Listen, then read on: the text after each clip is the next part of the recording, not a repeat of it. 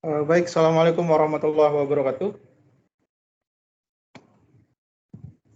Wabarakatuh.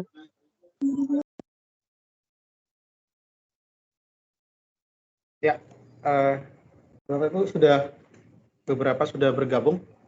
Bisa mendengar suara saya?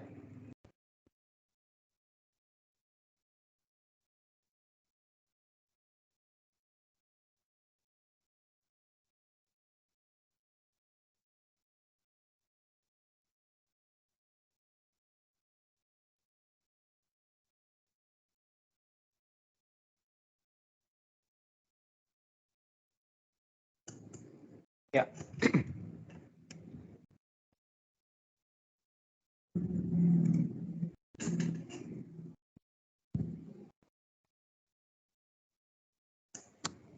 Baik.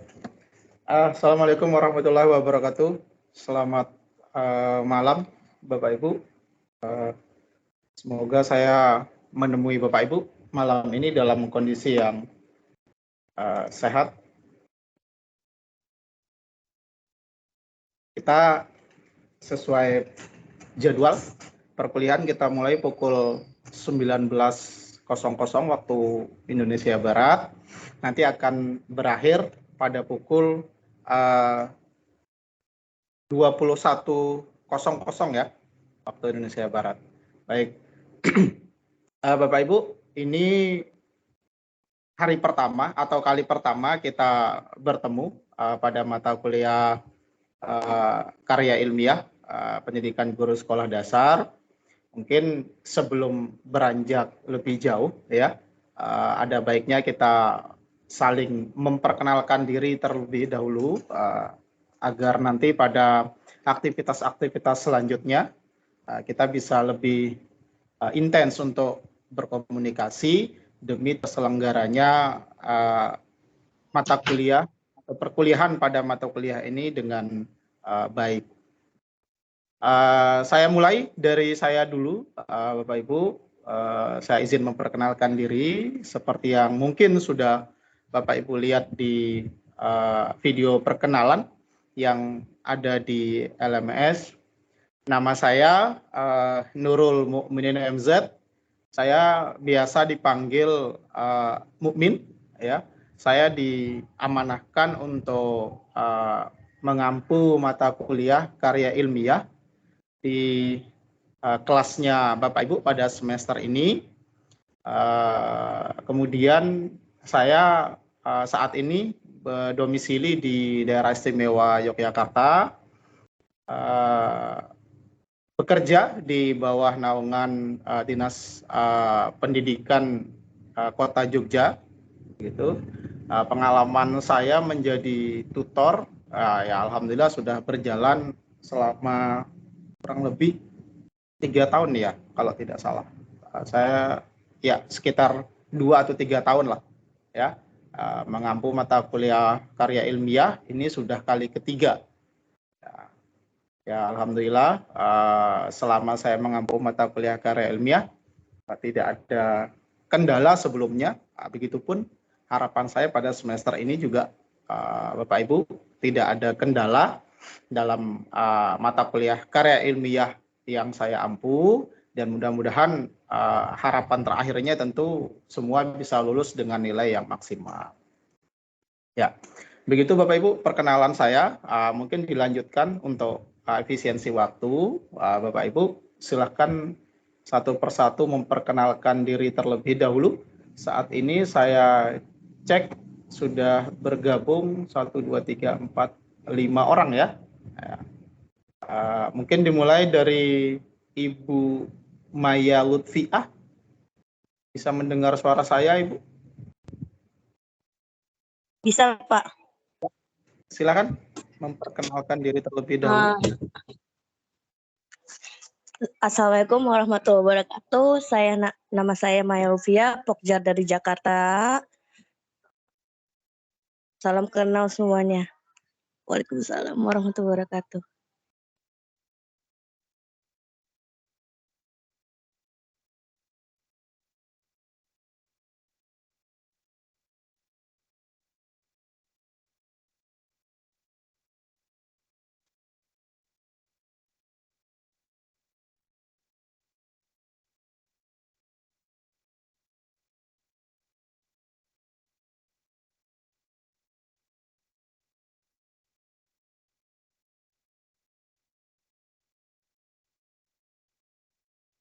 Maaf Halo? Pak, masih di mute.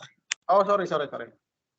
Saya coba Ibu Putri Aulia Fatma. Baik Bapak, Ya, silakan. sebelumnya ya maaf ya Pak, ini baru di jalan jadi sambil di jalan ya Pak, mohon maaf sebelumnya. Ya, Assalamualaikum warahmatullahi wabarakatuh. Waalaikumsalam warahmatullahi wabarakatuh. Perkenalkan, saya Putri Aulia Fatmawati, biasanya dipanggil Putri, saya dari Klaten Pak. Oh, Klaten. Ya, tetangga ya Bu ya. Iya Pak. Ya, baik. Terima kasih Ibu. Semuanya.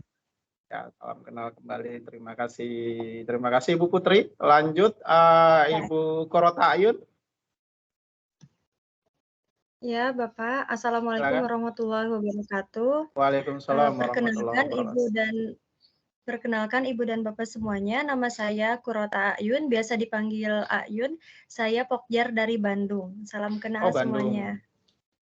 Terima kasih dari Bandung ya, Ibu Maya dari Jakarta, Ibu Putri Aulia dari Klaten, Ibu Kurota Ayun dari Bandung. Ya.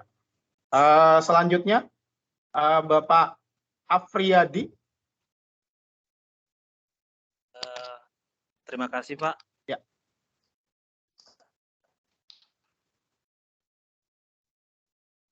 Izin memperkenalkan, saya berasal dari Pokjar Siantar Simalungun Pak, Sumatera Utara Pak. Siantar, oh Sumatera Utara. Dekat Danau Toba Pak.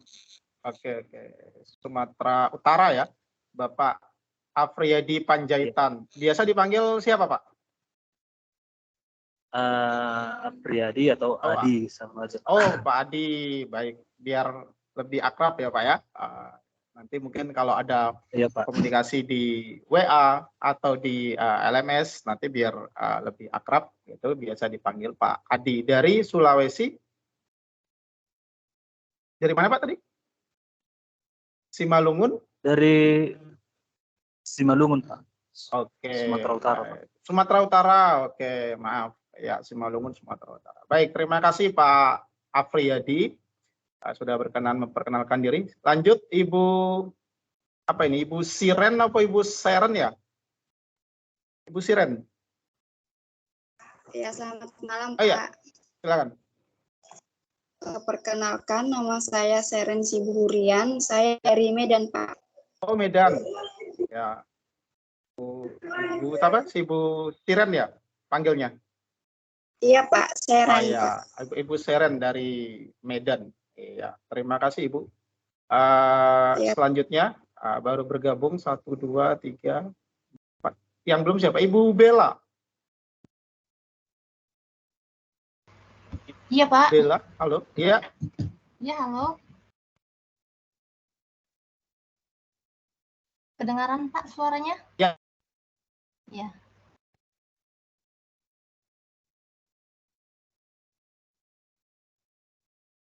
Silakan Ibu memperkenalkan diri dulu. Baik, selamat malam semuanya. Assalamualaikum warahmatullahi wabarakatuh. Perkenalkan, saya Bella Astranita dari Bangka Belitung. Saya mengikuti Pokjar Koba tapi. Oke, dari baik. Ya, terima kasih Ibu Bella. Dilanjutkan ya, Ibu Era baru bergabung kayaknya. Ibu Era silakan. Perkenalkan diri dulu, Bu.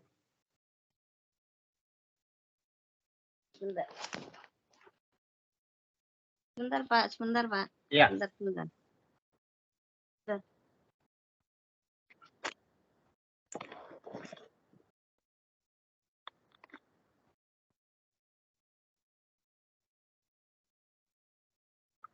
Bu Era, atau kita lanjut ke Ibu Ervi dulu.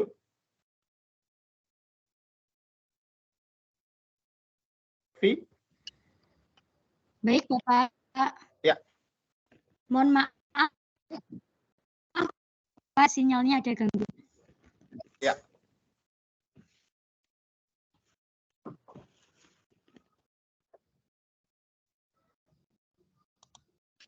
Halo, Ibu Ervi, bisa dengar suara saya? Bisa, Bapak. Ya, silakan memperkenalkan diri dulu Ibu, biar kita dan Bapak Ibu yang lain juga bisa mengenal. Baik, Assalamualaikum warahmatullahi wabarakatuh. Waalaikumsalam. Perkenalkan, nama saya Ervi Budi Utami dari Pokjar Purwoharjo, Banyuwangi. Dan sekarang Banyuwangi, Jawa Timur, Bapak. Ya, Jawa Timur. Iya, Purwoharjo, daerahnya Purwoharjo. Saya saat ini masih bekerja di TK Pertiwi 34 Sidoarjo. Baik, dari Banyuwangi ya, Ibu Ervi Budi Utami dari Banyuwangi. Terima kasih Ibu. Selanjutnya Ibu Era, silakan.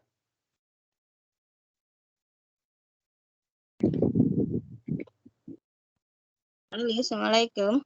Waalaikumsalam, silakan Ibu. Ya, nama saya Era Suryani, saya dari Pokjar Pati. Saya dari asli saya tapi Rembang, Pak. Oh, Rembang. Rembang itu Jawa Barat ya kalau tidak salah. Bukan Jawa Tengah, Pak. Oh, Jawa Tengah. Iya, baik. Teman Oke, Jawa terima Tengah. kasih. Lahiran. Bu Oke. R.A. Kartini, Pak. Oh iya. Rembang ya. Baik. Terima kasih Ibu Era. Saya lihat tadi ada satu tapi keluar lagi kayaknya. Nanti kita tunggu dulu ya. Baik. Terima kasih Bapak Ibu semua sudah berkenan memperkenalkan diri. Dari tadi yang Bapak Ibu sampaikan, saya lihat ya, saya cermati kayaknya kita di kelas ini seperti Indonesia mini ya Bapak Ibu. Tidak ada satupun yang wilayahnya sama gitu. Ada yang barat sekali, kemudian ada yang tengah, timur juga tadi ada beberapa Bapak Ibu yang dari wilayah timur. Ya, alhamdulillah keberagaman ini mudah-mudahan bisa menginspirasi kita untuk bisa saling bekerja sama ya, membantu untuk melewati mata kuliah ini dengan baik. Tentunya sekali lagi harapan yang kita inginkan adalah bahwa seluruh Bapak Ibu bisa melewati mata kuliah ini dengan nilai yang maksimal begitu. Baik, Bapak Ibu, kita mulai perkuliahan. Saya tentunya Bapak Ibu sudah membuka LMS ya, di aktivitas belajar 1 dan aktivitas belajar 2. Saya yakin Bapak Ibu juga sudah membaca dan mempelajari tautan-tautan yang ada di aktivitas belajar 2 khususnya tentang konsep dan ketentuan karya ilmiah, kemudian merancang rancangan, menuliskan rancangan karangan, dan ada contoh artikel juga yang dicantumkan di di aktivitas belajar 2. Namun sedikit saya paparkan slide yang mungkin Bapak Ibu perlu tahu tentang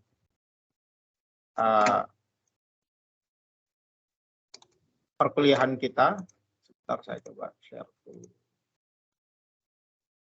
Ya, terlihat ya Bapak Ibu? Ya, jadi ini karya tulis ilmiah Fakultas Keguruan dan Ilmu Pendidikan 2023 semester ganjil. Jadi bisa dikatakan ini merupakan regulasi terbaru lah dari mata kuliah karya ilmiah yang diselenggarakan kampus pada semester ini. Kita coba cermati singkat-singkat saja ya, karena ini gambaran umum saja sebenarnya, bahwa program studi FKIP ada seperti ini ya, yang salah satunya kita mungkin ikut di sini S1 Pendidikan Guru Sekolah Dasar. Dan inilah dia karya ilmiah, bahwa pengertian umum dari karya ilmiah yaitu tulisan yang memaparkan hasil dari penelitian atau pengkajian yang telah dilakukan oleh seseorang atau sebuah tim dengan memenuhi kaidah dan etika keilmuan yang dikukuhkan dan ditaati oleh masyarakat keilmuan. Di sini ada hal yang perlu kita perhatikan, ada istilah seseorang atau sebuah tim, ya. Apakah karya ilmiah itu bisa dibuat atau disusun oleh lebih dari satu orang? Tentunya bisa. Tapi khusus di mata kuliah kita, sepertinya yang saya cermati, untuk aturan yang kedua, sebuah tim, ini tidak digunakan, ya. Jadi semua kita diminta untuk menyusun karya ilmiah secara mandiri atau perseorangan. Kemudian di UT, karya ilmiah adalah tulisan yang memaparkan hasil penelitian atau pengkajian yang telah dilakukan oleh mahasiswa, ya, dengan memenuhi kaidah dan etika keilmuan yang ditata oleh masyarakat keilmuan, ya. Di sini disebutkan dilakukan oleh mahasiswa dengan memenuhi kaidah dan etika keilmuan yang ditaati, ya, oleh masyarakat keilmuan secara umum. Jadi khusus untuk karya ilmiah di UT itu diharapkan atau diminta disusun oleh perseorangan, bukan tim, ya. Walaupun sebenarnya secara umum karya ilmiah kalaupun disusun oleh tim, juga tidak masalah atau diperbolehkan. Baik, ini CPMK-nya, capaian mata kuliahnya, membuat artikel ilmiah yang bebas plagiasi, ya, dan memenuhi kaidah penulisan karya ilmiah dengan baik. Di sini ada kata bebas plagiasi, ada bukan berarti plagiasinya 0%, ya, tapi ada rentang rentang kewajaran plagiasi yang dicantumkan di program studi kita atau di kampus kita itu maksimal 30%. Ya. Sekali lagi, yang dimaksud bebas plagiasi bukan 0% plagiasi, tapi ada rentang kewajaran atau rentang permakluman tentang plagiasi yang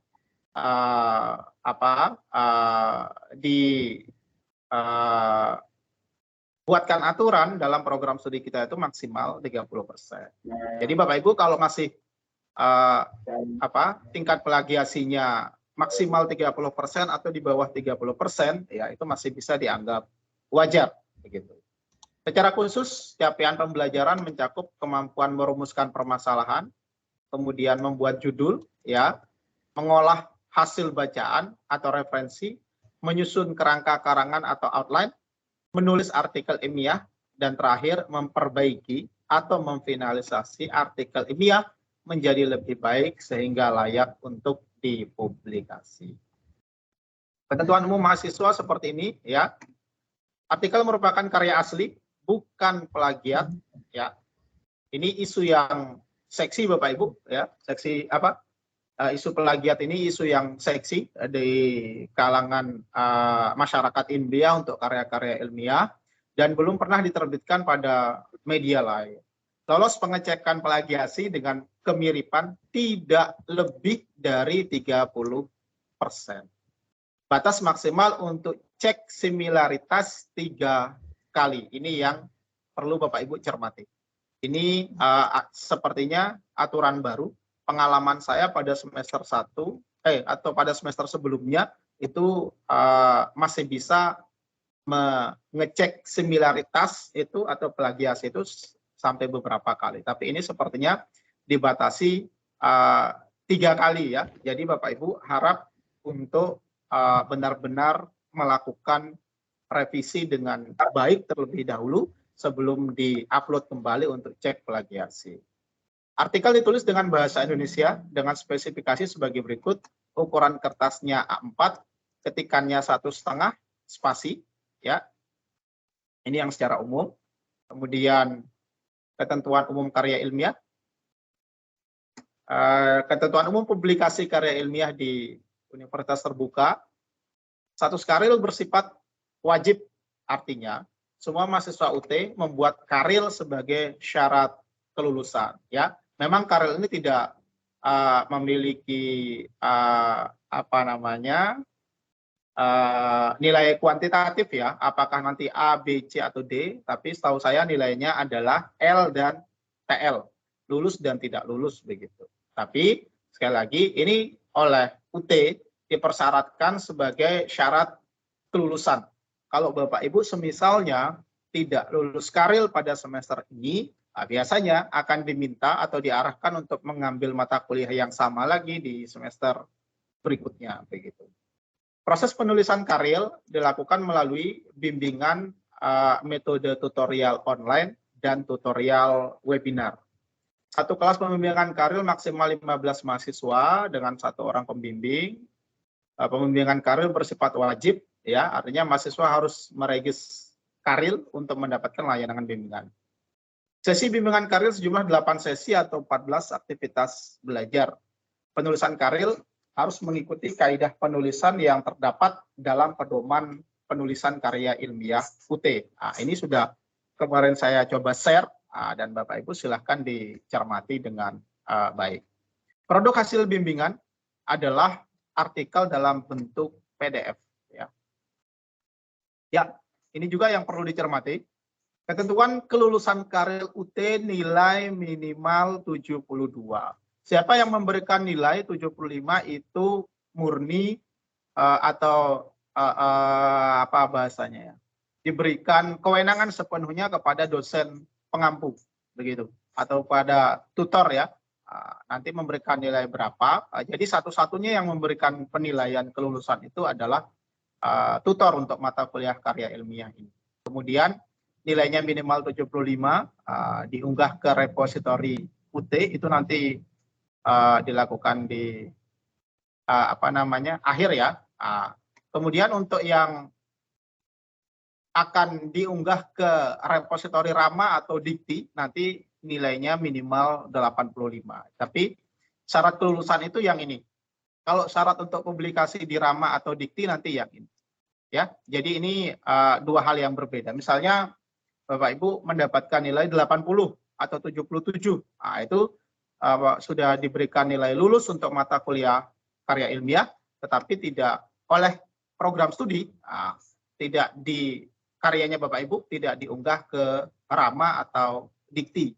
Cukup disimpan di repositori UT saja. Begitu. Saya pikir itu tidak terlalu bermasalah ya. Yang terpenting adalah yang pertama, Bapak Ibu bisa memaksimalkan diri dulu untuk bisa melewati nilai minimal 75. Jadi kalau ingin karyanya diperluas lagi, diupload atau diunggah di tempat yang lebih aksesnya lebih luas begitu, ya silahkan nanti bisa dicermati lagi agar mendapat nilai yang lebih dari atau minimal 85. Kemudian ini ya artikel bisa berasal dari mata kuliah PKP yaitu penelitian tindakan kelas atau non mata kuliah PKP, studi kasus, studi pustaka, eksperimen atau kuasi, etno, histo, fenomenologis, analisis konsep, analisis kebijakan atau analisis historis. Ini diperbolehkan Bapak Ibu ya. 1 pedagogik, konten bidang studi, dan 3 administrasinya untuk disesuaikan. Ya, ini pola tutorial karil ya. Ini kegiatan belajar kita yang ada di LMS ya. Kegiatan belajar 1, 2, 3, 4, 5, 6 dan seterusnya.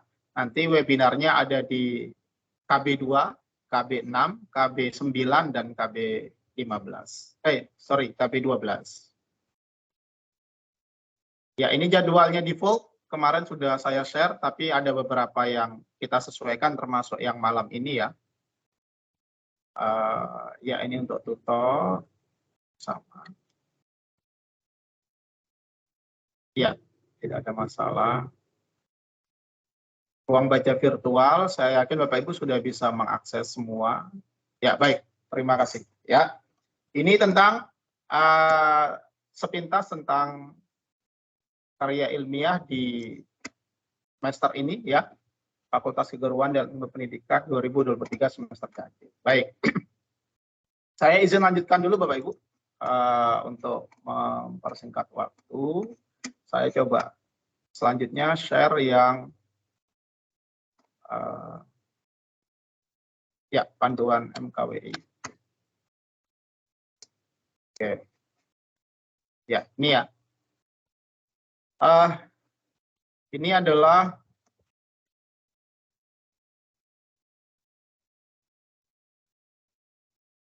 panduan mata kuliah Karil ya, yang secara umum yang sudah saya berikan kepada Bapak Ibu semua, mohon dengan sangat untuk dicermati dengan sebaik-baiknya.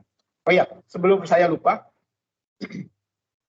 Bapak Ibu, tadi di sini di karya tulis ilmiah Fakultas Keguruan dan Ilmu Pendidikan ini ada satu perbedaan yang cukup mencolok dibandingkan dengan semester berikutnya, bahwa pada semester ini khusus untuk tugas ya, nanti kan di Karil itu selain tutorial webinar, nanti ada tugas 1, tugas 2, berapa tadi ya? Ya ini ya, ada tugas 1 di kegiatan belajar 3 ya, ada tugas 2 di kegiatan belajar 5, tugas 3, tugas 4, tugas 4 lanjutan, kemudian nanti pada upload. Nah, satu hal yang berbeda dibandingkan dengan semester berikutnya, bahwa di semester ini tugas itu tidak bisa lompat-lompat. Yang dimaksud tidak bisa lompat-lompat itu seperti apa? Bapak Ibu hanya bisa menyelesaikan tugas 2 atau bisa mengerjakan tugas 2 setelah menyelesaikan tagihan di tugas 1. Begitupun yang ada di tugas 3 ya, bisa menyelesaikan atau mengerjakan tugas 3 setelah menyelesaikan tagihan pada tugas 1 dan tugas 2. Artinya kalau ada, misal ini pengalaman saya di semester sebelumnya, selalu ada 1 atau 2 orang mahasiswa yang muncul di batas akhir perkuliahan begitu. Dia selalu muncul misalnya sudah masuk kegiatan belajar 11, baru online, baru menghubungi dan seterusnya, kawan-kawannya yang lain sudah mulai menyusun karya akhir begitu, dia baru muncul kemudian laporan dengan segala macam alasan dan minta untuk penyesuaian mengikuti mata kuliah. Biasanya kalau yang semester lalu, semester sebelum ini, mahasiswa yang seperti itu diperbolehkan untuk melewati tugas sebelumnya, diminta untuk fokus menyelesaikan tugas akhirnya begitu, yang akan diupload di artikel final gitu. Diminta fokus untuk menyelesaikan itu. Begitu. Tapi untuk semester ini sepertinya sudah ada perbaikan regulasi dari kampus ya. Jadi tidak bisa mahasiswa sewenang-wenang seperti itu. Kalau misalnya nanti ada mahasiswa yang seperti itu muncul di akhir, konsekuensinya dia harus bisa menyelesaikan tugas 1, tugas 2, tugas 3, tugas 4 terlebih dahulu, baru masuk ke artikel final. Itu ya. Dia tidak bisa langsung menyelesaikan artikel final sebelum menyelesaikan tagihan di tugas-tugas sebelumnya. Jadi mohon ini menjadi pencermatan kita semua agar studi kita tidak terhambat oleh hal-hal yang mungkin menurut saya tidak terlalu penting ya gitu. Jadi kita cermati mulai dari awal ya. Itu yang perbedaan cukup mencolok Bapak Ibu dibanding dengan semester yang sebelumnya. Baik, ini panduan mata kuliah. Secara umum ini sudah sebenarnya bisa Bapak Ibu baca-baca ya. Tidak ada yang berbeda spesifik begitu. Mungkin saya akan coba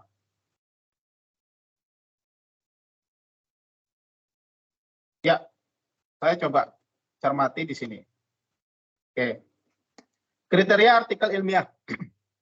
A. Penulisan artikel ilmiah dilakukan dengan mengikuti kaidah penulisan karya ilmiah yang baik, yang menyangkut isi, bahasa, sistematika, format, dan seterusnya. Memuat sekurang-kurangnya 10 referensi dengan minimal 5 artikel jurnal yang terbit 5 tahun terakhir. Ini dicermati Bapak Ibu. Ya. Jadi referensinya minimal 5 atau 10 referensi dengan minimal 5 artikel jurnal yang terbit 5 tahun terakhir. Ya. Jadi kalau kita hitung 5 tahun terakhir, tahun ini adalah 2023, 22, 21, 20, 19, 18. Jadi artikel jurnal yang Bapak Ibu gunakan sebagai referensi di bawah 2018 atau sebelum tahun 2018 itu tidak diterima. Begitu ya? Tidak diterima atau tidak diminta untuk diganti menggunakan versi yang terbaru. Oke, tapi ada tapinya yang saya sampaikan. Ini kita coba jalani dulu Bapak Ibu, karena pada semester kemarin ya saya tidak tidak memastikan, tapi berdasarkan semester yang lalu biasanya nanti aturannya itu akan coba diperlunak dengan memberikan batas waktu terbit 10 tahun terakhir biasanya. Jadi baik buku maupun artikel itu biasanya diberikan regulasi minimal terbit 10 tahun terakhir. Jadi kalau kita menulis atau mengutip pada tahun ini 2023, batas akhir tahun yang bisa kita gunakan sebagai referensi kutipan itu artinya tahun 2013 ya, tidak bisa di bawah tahun 2013. Namun demikian saya harap Bapak Ibu lebih berhati-hati dulu kalau bisa menggunakan referensi yang terbaru atau terbitan 5 tahun terakhir, baik buku maupun artikel. Kemudian yang C, bebas plagiasi dan tindakan tidak terpuji lainnya, termasuk merekayasa, memanipulasi data yang diverifikasi melalui pengecekan plagiasi dengan menggunakan aplikasi Turnitin. Untuk ini saya cerita sedikit Bapak Ibu ya, bahwa ada beberapa temuan begitu di beberapa kelas. Saya syukurnya belum pernah menemukan di kelas saya selama saya mengampu mata kuliah karya ilmiah begitu.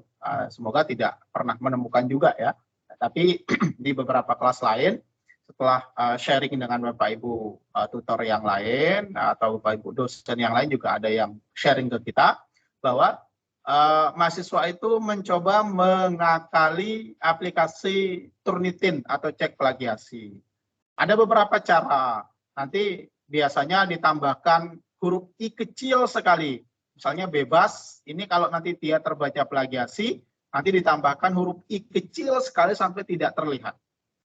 Jadi kalau kita baca dalam kondisi normal seperti ini, ya dia tidak terbaca huruf I-nya itu.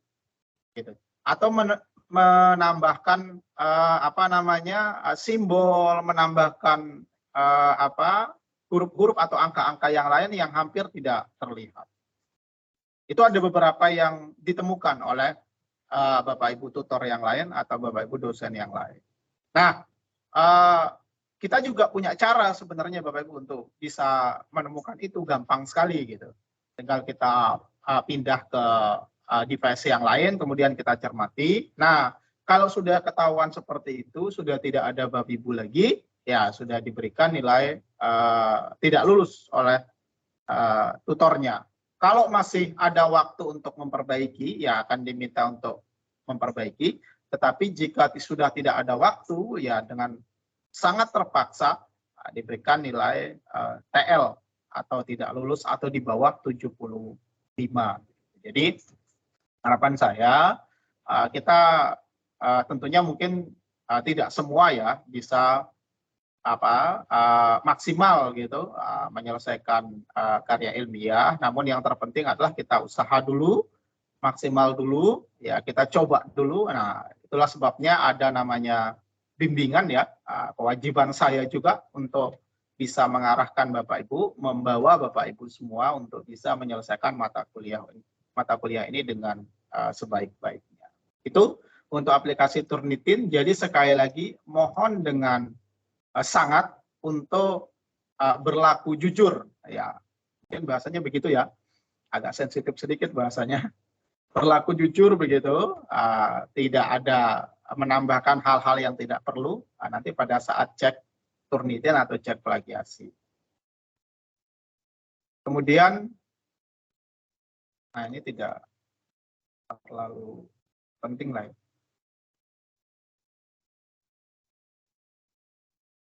Ini sama seperti yang disampaikan tadi. Ya, ini nanti tinggal dibaca.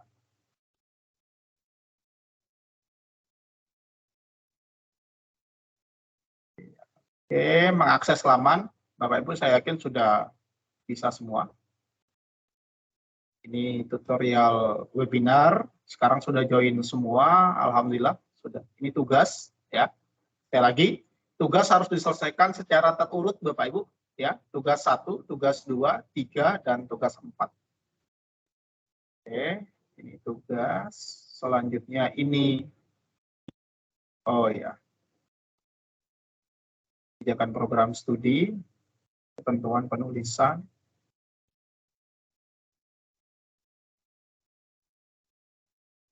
Ya, secara umum masih sama.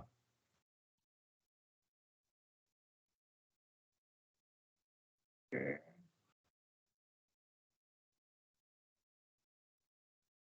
Ya, saya coba cermati yang nomor 4 dulu ya. Sumber penulisan karya ilmiah. Ya, kita coba cermati paragraf ini dulu. Bahwa jutaan buku, artikel, dan referensi tidak hanya tersedia dalam bentuk tercetak, tetapi juga terdigitalisasi dan terekam di dunia maya. Memang ada yang berbayar, tetapi lebih banyak lagi yang gratis. Terbitan berkala, jurnal, proceeding seminar, disertasi, tesis, skripsi, laporan, baik perorangan maupun lembaga, ya media massa, konten website, rekaman video dari pakar atau ahli, atau TED Talks, ya, serial TV, webinar, video, dan seterusnya. Oke, adalah deretan contoh lain yang juga dapat digunakan sebagai sumber penulisan. Jadi Bapak Ibu mau biasanya ada yang menyampaikan keluhan begitu, saya tidak bisa menemukan sumber yang lebih baru lagi Pak daripada yang saya temukan sekarang. Saya temukan buku atau karya tulis pada tahun 2011 ini gitu. Saya belum bisa menemukan yang lain yang lebih baru lagi. Ya, coba Bapak Ibu usahakan cari di laman jurnal tertentu atau melalui proceeding seminar bisa, karya disertasi, tesis, skripsi juga tidak masalah, atau cari dari sumber-sumber yang lain yang tentunya saya yakin Bapak Ibu semua sudah menguasai ya dari bagaimana proses pencarian di mesin pencarian online, baik di Google maupun pencarian yang lain. Langkah-langkah penulisan artikel ilmiah, ya, perencanaan, penulisan, penyuntingan, ini sudah secara umum. Plagiarisme. Ya, oke. Ini Pak Ibu, ini yang cukup penting untuk dicermati. Format artikel ilmiah, tolong ini dicermati dengan baik ya. Jenis hurufnya Times New Roman 12 ya ukurannya, ukuran kertas A4, karena ini nanti akan mempengaruhi juga ya. Nomor halaman di bagian bawah tengah, jarak barisnya 1,5 spasi atau line spacingnya 1,5 lines, menjorok 1 cm dari bidang tulisan sebelah kiri dan dibuat rata kiri atau kanan justify, ini untuk paragrafnya. Marginnya batas atas, bawah, kiri, dan kanan masing-masing 2,5 cm. Jumlah halaman 10-15 halaman di luar cover dan daftar pustaka. Jadi mulai dari pendahuluan sampai ke penutup itu jumlahnya 10 sampai 5 ya. Saya tahunya ini 10 sampai 15 Bapak Ibu. 10 sampai 15 halaman, bukan 10 sampai 5 halaman ya. Kayaknya ini ada Salah tulis di sini. 10 sampai 15 halaman di luar cover dan daftar pustaka. Ya. Sistematikanya seperti ini, ya. Judul, identitas penulisan, abstrak, kemudian pendahuluan, metode atau kerangka pikir, hasil dan pembahasan, simpulan dan saran, dan daftar pustaka. Nah, mulai dari identitas ini sampai kepada simpulan dan saran, itu nanti jumlah maksimal halamannya atau minimal halamannya atau rentang halamannya mulai dari 10 sampai 15 lembar, ya. 10 sampai 15 halaman. Dengan catatan marginnya atas bawah kiri kanan itu 2,5 cm. Di sini ya. Sudah disampaikan 2,5 cm dan line atau spasinya itu 1,5 spasi, ya. 1,5 spasi. Kalau mau buat 1 spasi gimana, Pak? Boleh, tapi tidak menarik kelihatan tulisan Bapak Ibu nanti karena terlalu dempet, ya. Kalau buat 2, itu tidak disarankan. Kenapa? Karena nanti bobotnya atau isinya itu tentunya akan berpengaruh dengan jumlah halaman, ya. Bobotnya semakin sedikit jika dibandingkan dengan yang membuat 1,5 tapi halamannya sama. Jadi dibuat halamannya 1,5 spasi saja, ya, untuk 10, minimal 10 sampai maksimal 15 halaman. Kemudian judul seperti ini, ya, maksimum terdiri dari 20 kata, ya, menggambarkan keseluruhan topik. Jika ada anak judul, tidak mengulang kata yang sudah digunakan di dalam judul. Cara penulisan judul artikel seperti ini secara umum sama dengan karya-karya yang lain, ya. Hanya hurufnya saja lebih besar 14, kalau yang isinya adalah 12. Tulis abstrak, ya, dibuat seperti ini. Pendahuluan sama dan seterusnya. Hasil dan pembahasan. Ya. Ya, ini daftar pustaka. Kutipan nanti akan kita cermati. Baik.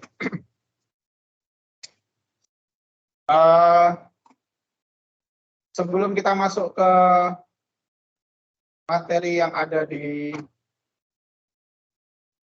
aktivitas belajar 2, saya persilakan dulu jika misalnya ada pertanyaan Bapak Ibu dari paparan umum tentang karya ilmiah tadi. Mari saya persiapkan juga untuk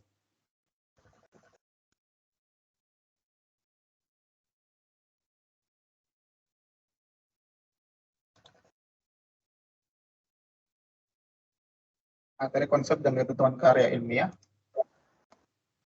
Silakan, ada pertanyaan? Bapak, izin bertanya. Ya. Silakan, Bu Ervi. Mengenai 5 referensi jurnal artikel itu berarti yang berkaitan dengan artikel yang akan kita buat, begitu ya, Bapak? Ya, tentunya seperti itu, Bapak Ibu. Ya, silakan dilanjutkan dulu. Seperti contoh misal kalau saya ambil tentang artikel peningkatan media untuk pembelajaran IPA di SD, berarti artikel yang saya cari itu tentang media kayak gitu, Bapak. Ya. Oke, begini Bapak Ibu. Untuk apa namanya? Untuk menentukan artikel yang tepat atau yang baik untuk karya ilmiah yang Bapak Ibu susun, kuncinya satu, ya, menyamakan variabel tulisan Bapak Ibu, karya ilmiah yang Bapak Ibu susun dengan sumber referensinya. Variabel ada secara umum, ya, variabel bebas dan variabel terikat. Kalau yang seperti disampaikan tadi kaitannya dengan apa tadi, media pembelajaran, ya. Ya, misalnya untuk meningkatkan hasil belajar. Ya, untuk meningkatkan hasil belajar. Jadi kalau begitu, variabel bebasnya adalah media pembelajaran, variabel terikatnya adalah hasil belajar. Jadi Bapak Ibu bisa mencari referensi kaitannya dengan media pembelajaran atau hasil belajar begitu. Tapi dilihat lagi media pembelajaran yang digunakan di sini adalah media pembelajaran apa. Kalau Bapak Ibu menggunakan atau membahas materi IPA atau matematika, maka silahkan temukan media pembelajaran yang juga membahas tentang IPA atau membahas tentang matematika. Begitupun dengan hasil belajar. Atau misalnya Bapak Ibu mau tentang minat misalnya, ya minat baca misalnya, oke, minat baca mungkin berkaitan dengan kemampuan kognisi siswa yang nanti Bapak Ibu teliti adalah misalnya siswa kelas 2 SD, ya kita tahu bersama anak-anak kelas 2 SD itu digolongkan oleh PIASE ke dalam golongan praoperasional konkret ya, atau biasa kita di dalam kelas atau di lingkungan sekolah itu kita sebut sebagai kelas bawah. Nah, upayakan Bapak Ibu mencari referensi disesuaikan dengan kelompok mereka, yaitu kelompok kelas bawah. Ya, cari referensi kaitannya atau yang membahas tentang keterampilan berbahasa tadi untuk kelas 1, kelas 2 atau kelas 3. Ya. Jangan mencari untuk yang kelas 4, kelas 5, kelas 6 karena perkembangan kognitif mereka sudah berbeda. Apalagi kalau Bapak Ibu menemukan atau menggunakan referensi untuk siswa SMP atau siswa SMA, walaupun menggunakan alat yang sama, itu tidak disarankan. Karena kenapa? Kognisi anak yang akan kita teliti, Bapak Ibu tadi saya sampaikan ingin meneliti kelas 2 ya, anak-anak kelas 2. Tentunya kognisinya itu beda.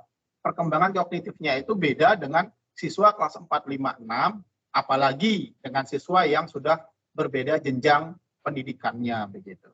Jadi sekali lagi tolong disesuaikan. Alangkah lebih baiknya kita bisa menyesuaikan segala sesuatunya sama sehingga nanti alat ukur yang kita gunakan itu bisa benar-benar menggambarkan kondisi penelitian yang kita kaji begitu. Ya, gitu. Jadi tolong dicermati. Terima kasih Bu Ervi sudah bertanya karena memang ini juga yang banyak sekali beberapa kali saya temukan, selalu saya berikan saran, misalnya kaitannya dengan tadi menggunakan metode tertentu, misalnya menggunakan metode discovery misalnya ya, discovery pada mata pelajaran bahasa Indonesia, tapi di referensi yang digunakan itu menggunakan media atau model discovery learning pada mata pelajaran bahasa Indonesia siswa kelas 2 SMP dan dinyatakan berhasil. Nanti mau digunakan di siswa kelas 2 SD.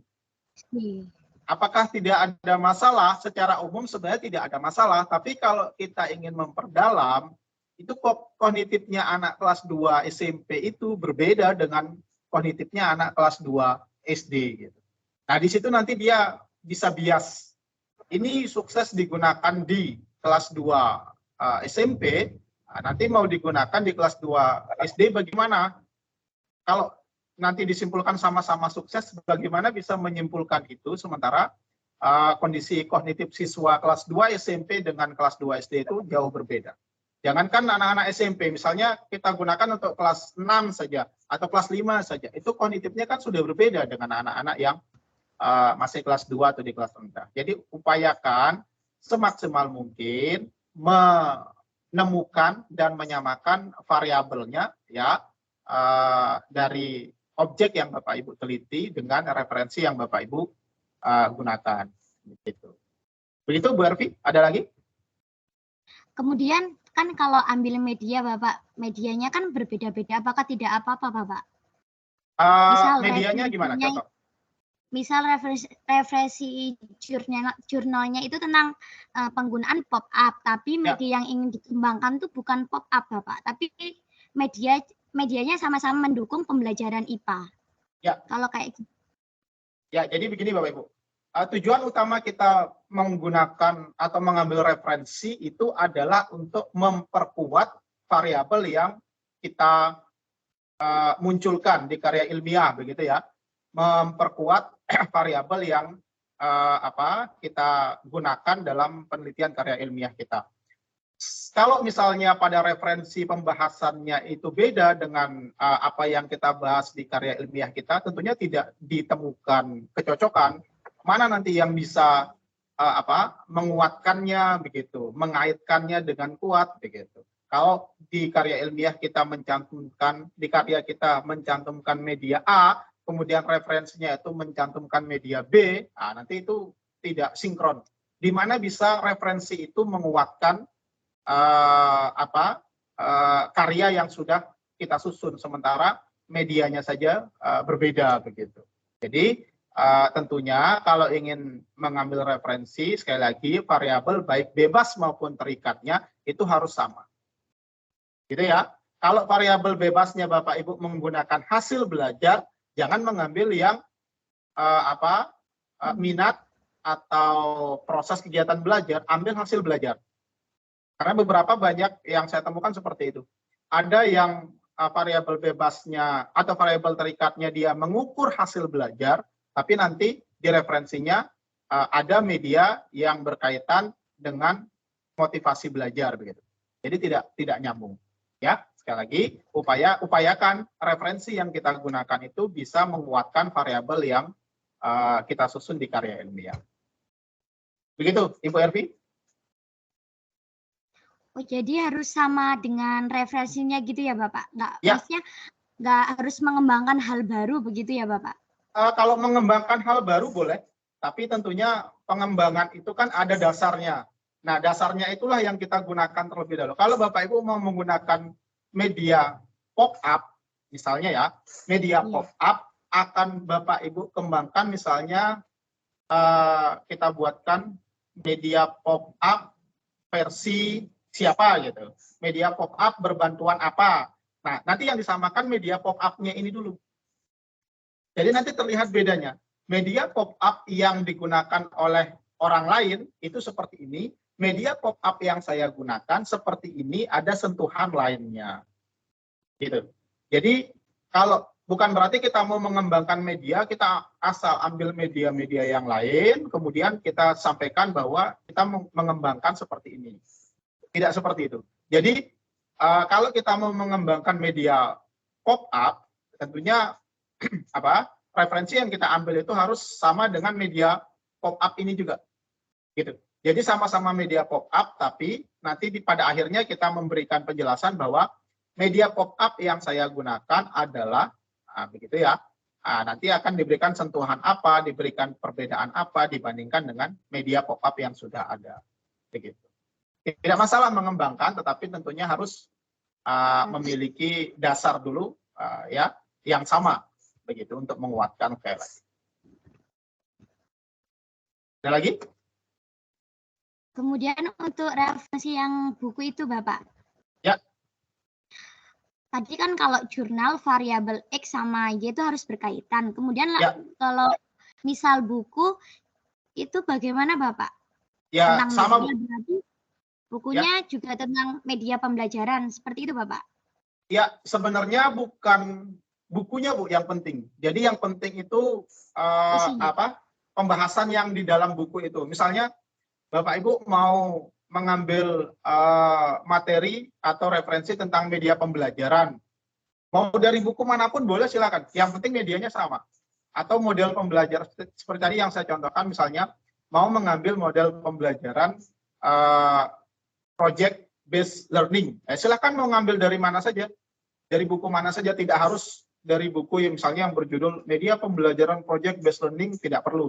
Misalnya ada buku tentang guru inovatif, salah satunya nanti dia membahas tentang model-model pembelajaran. Di situ ada tercantum model pembelajaran project based learning, itu juga bisa diambil atau digunakan sebagai referensi. Yang terpenting adalah variabel X sama Y yang disampaikan tadi itu memang harus sesuai, harus saling menguatkan. Karena tujuan referensi itu adalah menguatkan variabel yang yang kita susun di karya ilmiah kita. Begitu, Ibu?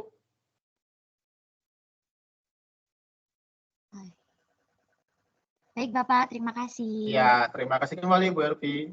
Ada lagi Bapak Ibu yang lain sebelum kita lanjutkan? Saya coba cermati dulu.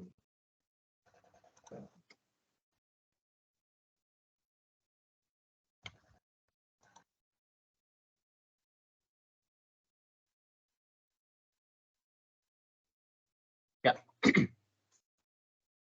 Ini sudah ada di aktivitas belajar 2 ya. Konsep dan ketentuan karya ilmiah.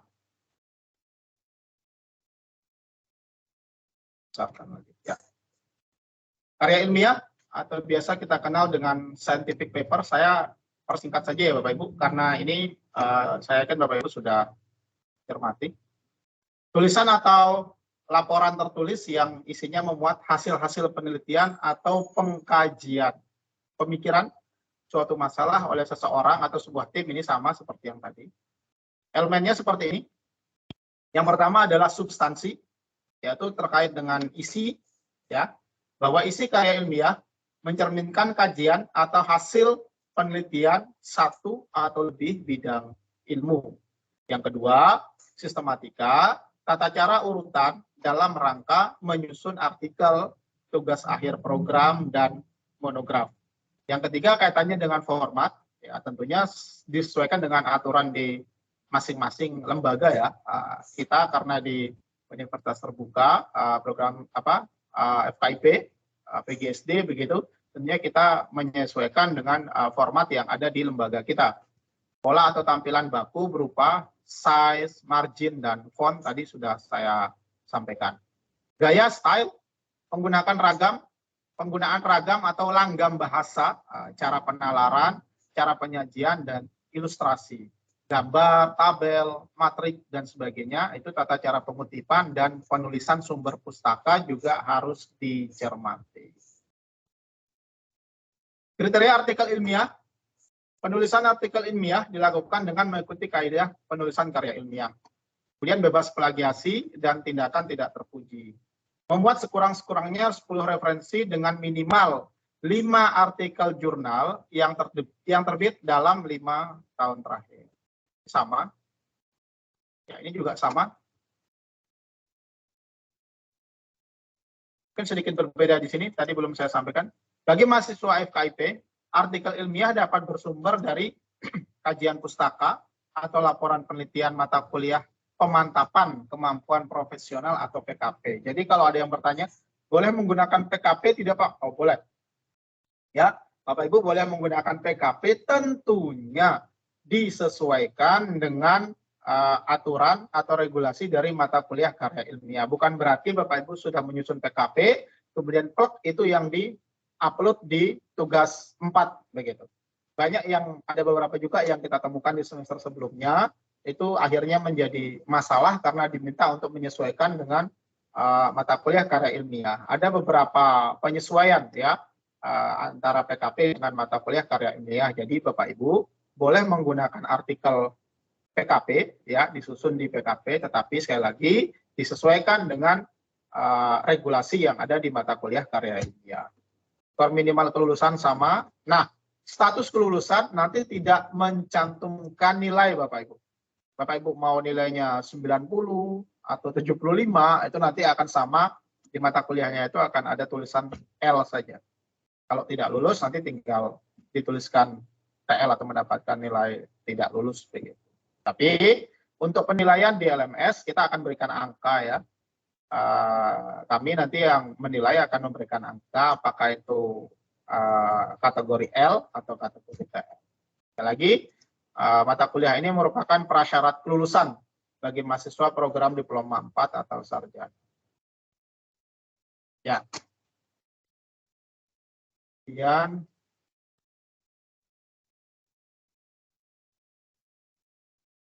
kita beralih ke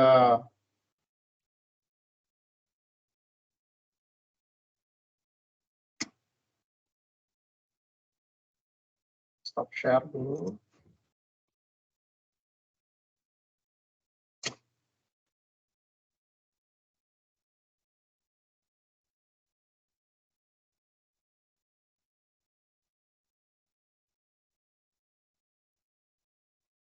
Oke.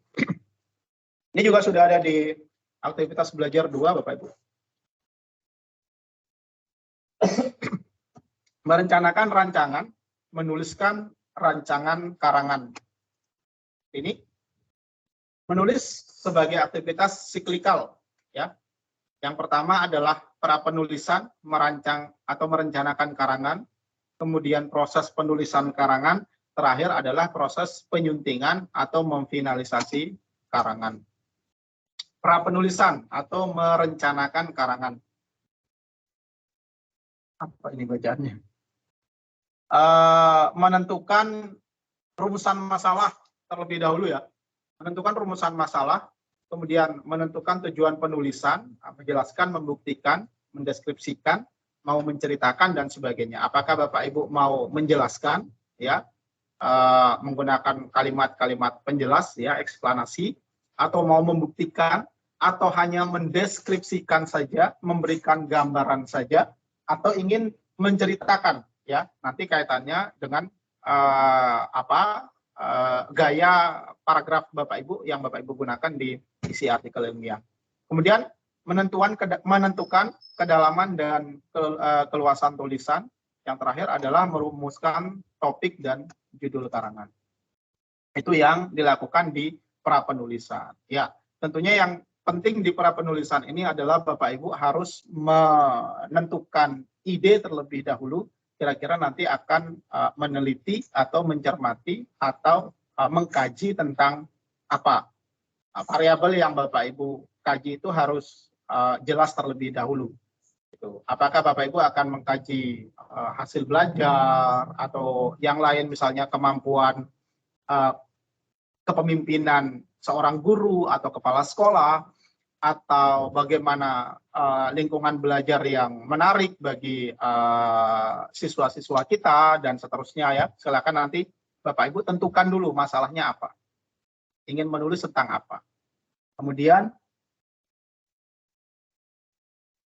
selanjutnya proses prapenulisan, merencanakan karangan, apa saja bahan yang apa ini tulisannya?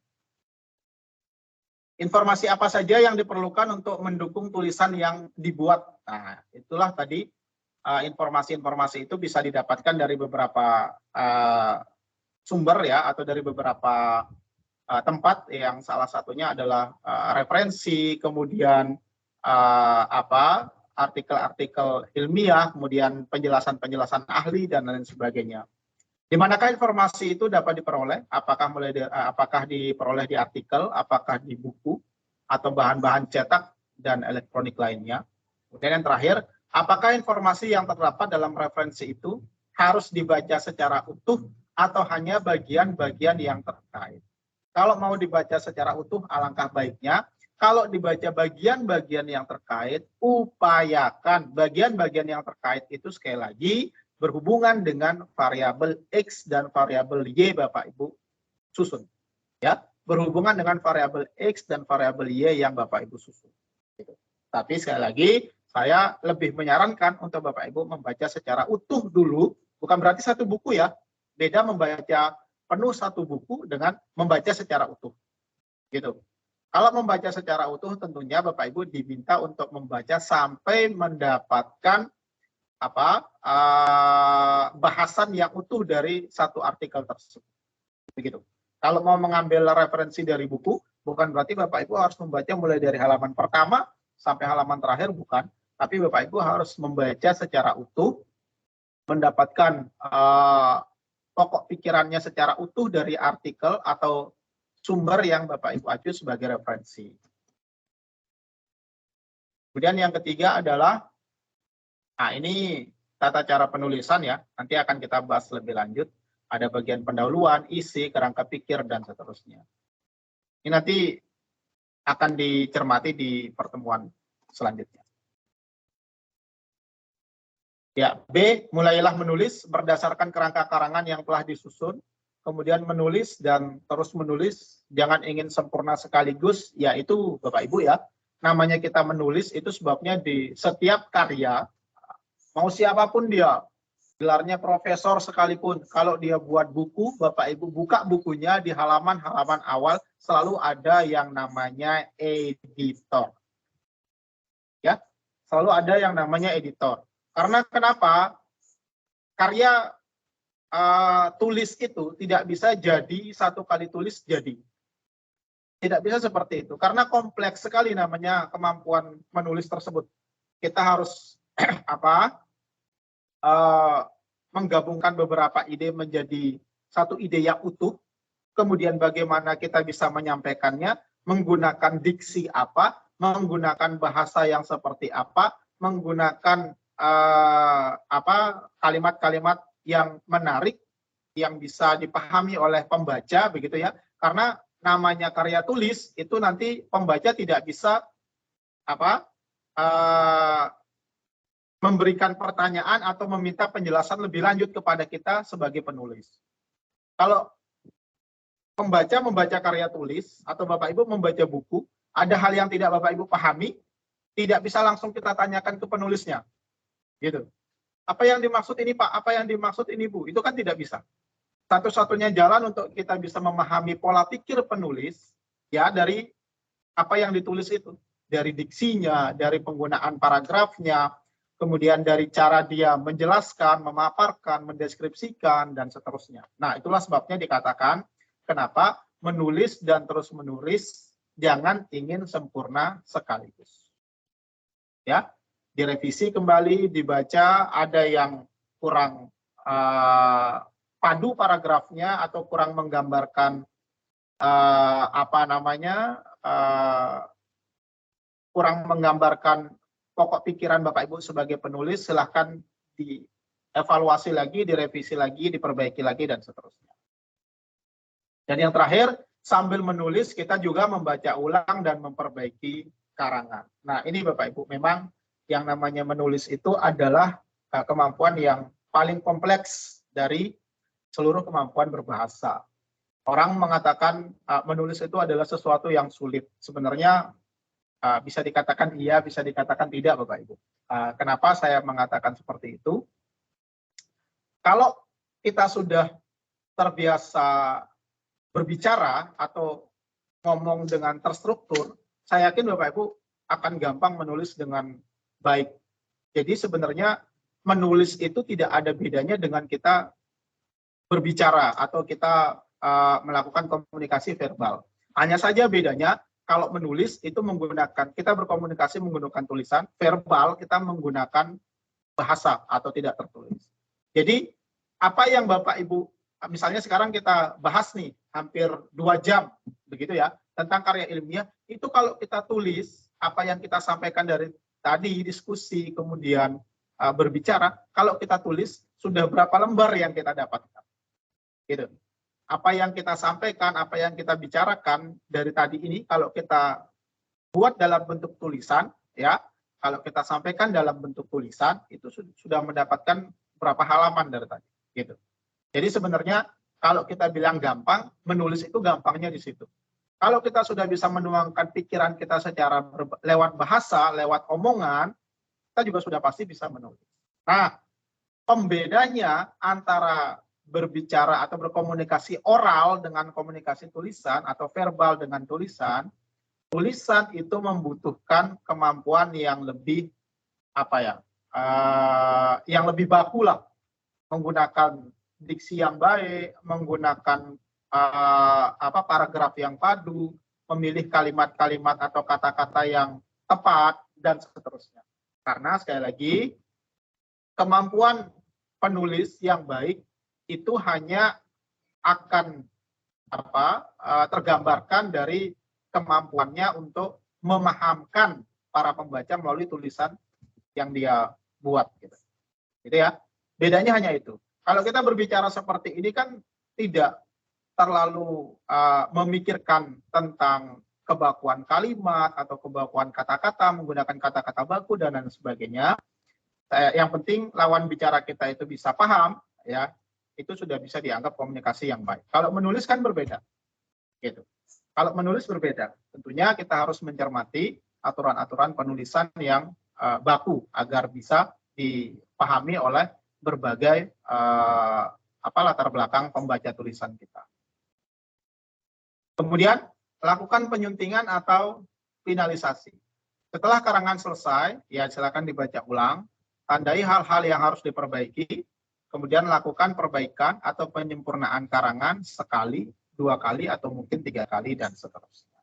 Ya, ini sudah Bapak Ibu cermati dengan baik.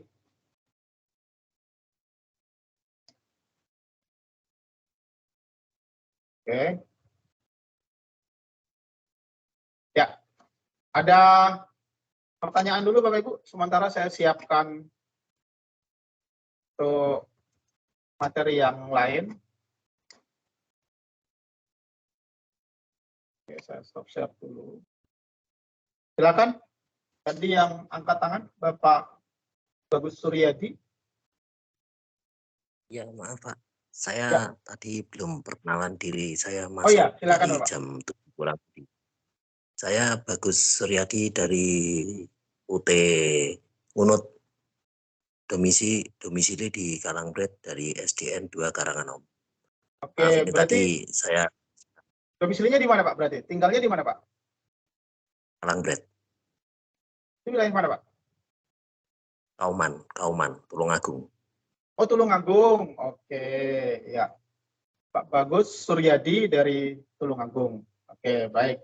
Ya. Terima kasih Pak ya. Walaupun terlambat, tapi alhamdulillah bisa bergabung sebelum waktunya selesai. Jadi, ada lagi Pak yang ingin ditanyakan? Tidak cukup Pak. Terima kasih. Baik. Saya menyimak. Ya, baik. Terima kasih Bapak Bagus Suryadi. Sekali lagi Bapak Ibu, seperti yang saya sampaikan di awal tadi ya, kelas kita sepertinya mencerminkan keindonesiaan kita begitu. Di kelas kita tidak ada mahasiswa atau Bapak Ibu yang wilayahnya sama. Ada yang dari Sumatera, beberapa dari Pulau Jawa, itu pun ada yang dari Jawa Barat, Jawa Tengah, Jawa Timur, di ujung timur di Banyuwangi juga ada tadi ya. Jakarta juga ada, di Sumatera juga ada ya. Alhamdulillah lah, kita syukuri, mudah-mudahan menjadi penguat kita untuk bisa bekerja sama menyelesaikan mata kuliah ini dengan baik. Silakan jika ada yang bertanya. Mari saya siapkan materi berikutnya. Saya coba carikan dulu tentang contoh karya ilmiah.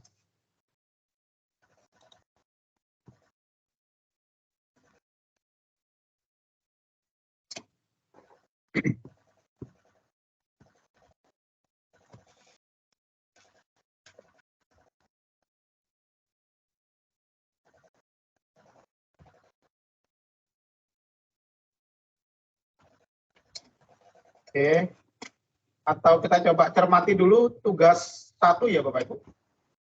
Kita sudah masuk ke tugas 1. Sebentar saya lihatkan dulu format tugas 1.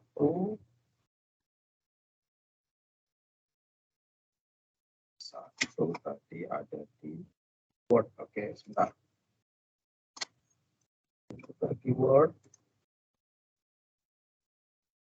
Tugas 1.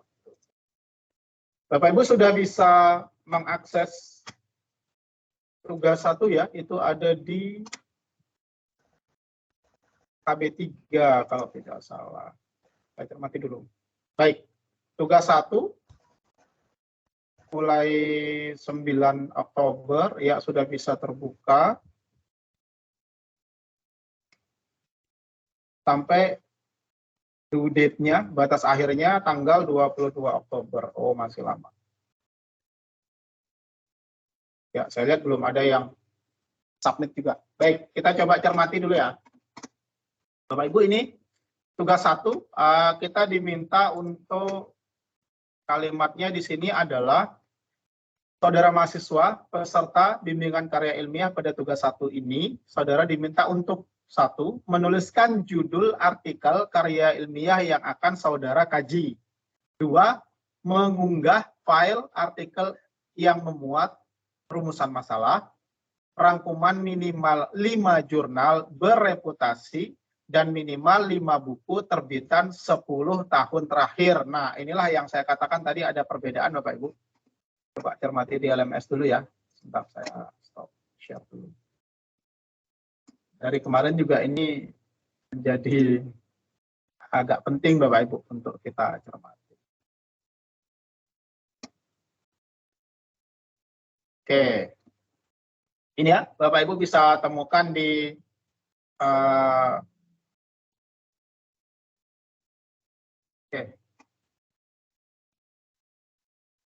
aktivitas belajar 3 ya. Saudara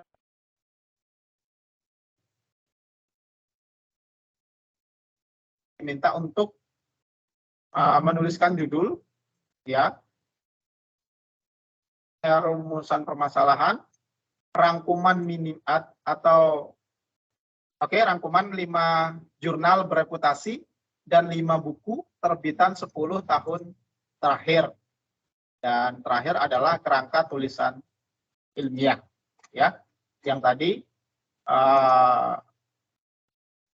contohnya itu sudah saya share-kan di sini. Ya, inilah dia format untuk tugas 1. Nama mahasiswa, tim mahasiswa, judul artikelnya, kira-kira Bapak Ibu mau mengambil artikelnya judulnya apa. Tapi sekali lagi Bapak Ibu, ini bukan berarti Bapak Ibu diminta untuk memastikan dari awal bahwa judul tersebut atau artikel tersebut yang akan Bapak Ibu gunakan untuk menyelesaikan tugas-tugas berikutnya atau di tugas 4 nanti. Sekiranya atau menyelesaikan tugas 1 ini menggunakan judul artikel tertentu, kemudian besok di tugas 2 punya ide yang berbeda atau pikiran yang berbeda, begitu pula di tugas 3 mau mengganti judul artikelnya, ya itu tidak ada masalah. Ya, yang terpenting adalah tugas 1 selesai dikumpulkan, tugas 2 selesai dikumpulkan, tugas 3 selesai dikumpulkan. Nah, tugas 4 itu adalah artikel yang final yang kita atau yang kami cermati untuk dinilaikan di penilaian akhir. Bagaimana kalau judul artikelnya di tugas 4 itu misalnya berbeda dengan tugas 1, tugas 2, tugas 3, tidak ada masalah sesungguhnya. Karena tugas 1, tugas 2, tugas 3 itu mengarahkan kita untuk berlatih dahulu step by step untuk menghasilkan karya ilmiah yang yang sempurna atau mendekati sempurna. Alangkah bagusnya kalau Bapak Ibu sudah punya ide, sudah punya gambaran, pemikiran begitu, dirunutkan atau diurutkan mulai dari tugas 1, tugas 2, tugas 3 sampai ke tugas 4 di akhir itu judul artikelnya sama semua. Jadi Bapak Ibu sudah mencicil step by step-nya. Alangkah baiknya. Tapi sekali lagi tidak dipaksakan. Kalau misalnya tidak bisa atau tidak mampu atau nanti ada di pertengahan jalan pikirannya berubah atau idenya berganti dan seterusnya gitu, mendapatkan gambaran yang baru, diganti judul artikelnya, tidak ada masalah.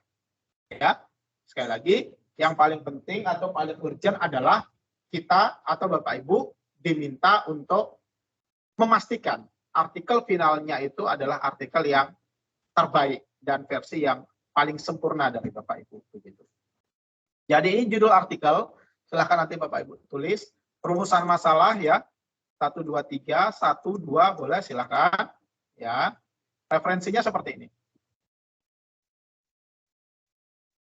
Lebih dari 5 lebih bagus. Nah, ditulis di dalam tabel seperti ini. Contoh, judul artikelnya seperti ini, Mathematical Reasoning Ability based on self-regulate by using the learning of reciprocal teaching with our mathematical realistic approach. Ya, sumber jurnalnya adalah Universitas Negeri Semarang, Journal of Mathematics Education Research atau UJMER ya 2019 halaman 4956. Ini teknik pengambilan kutipan dari artikel yang kita kutip.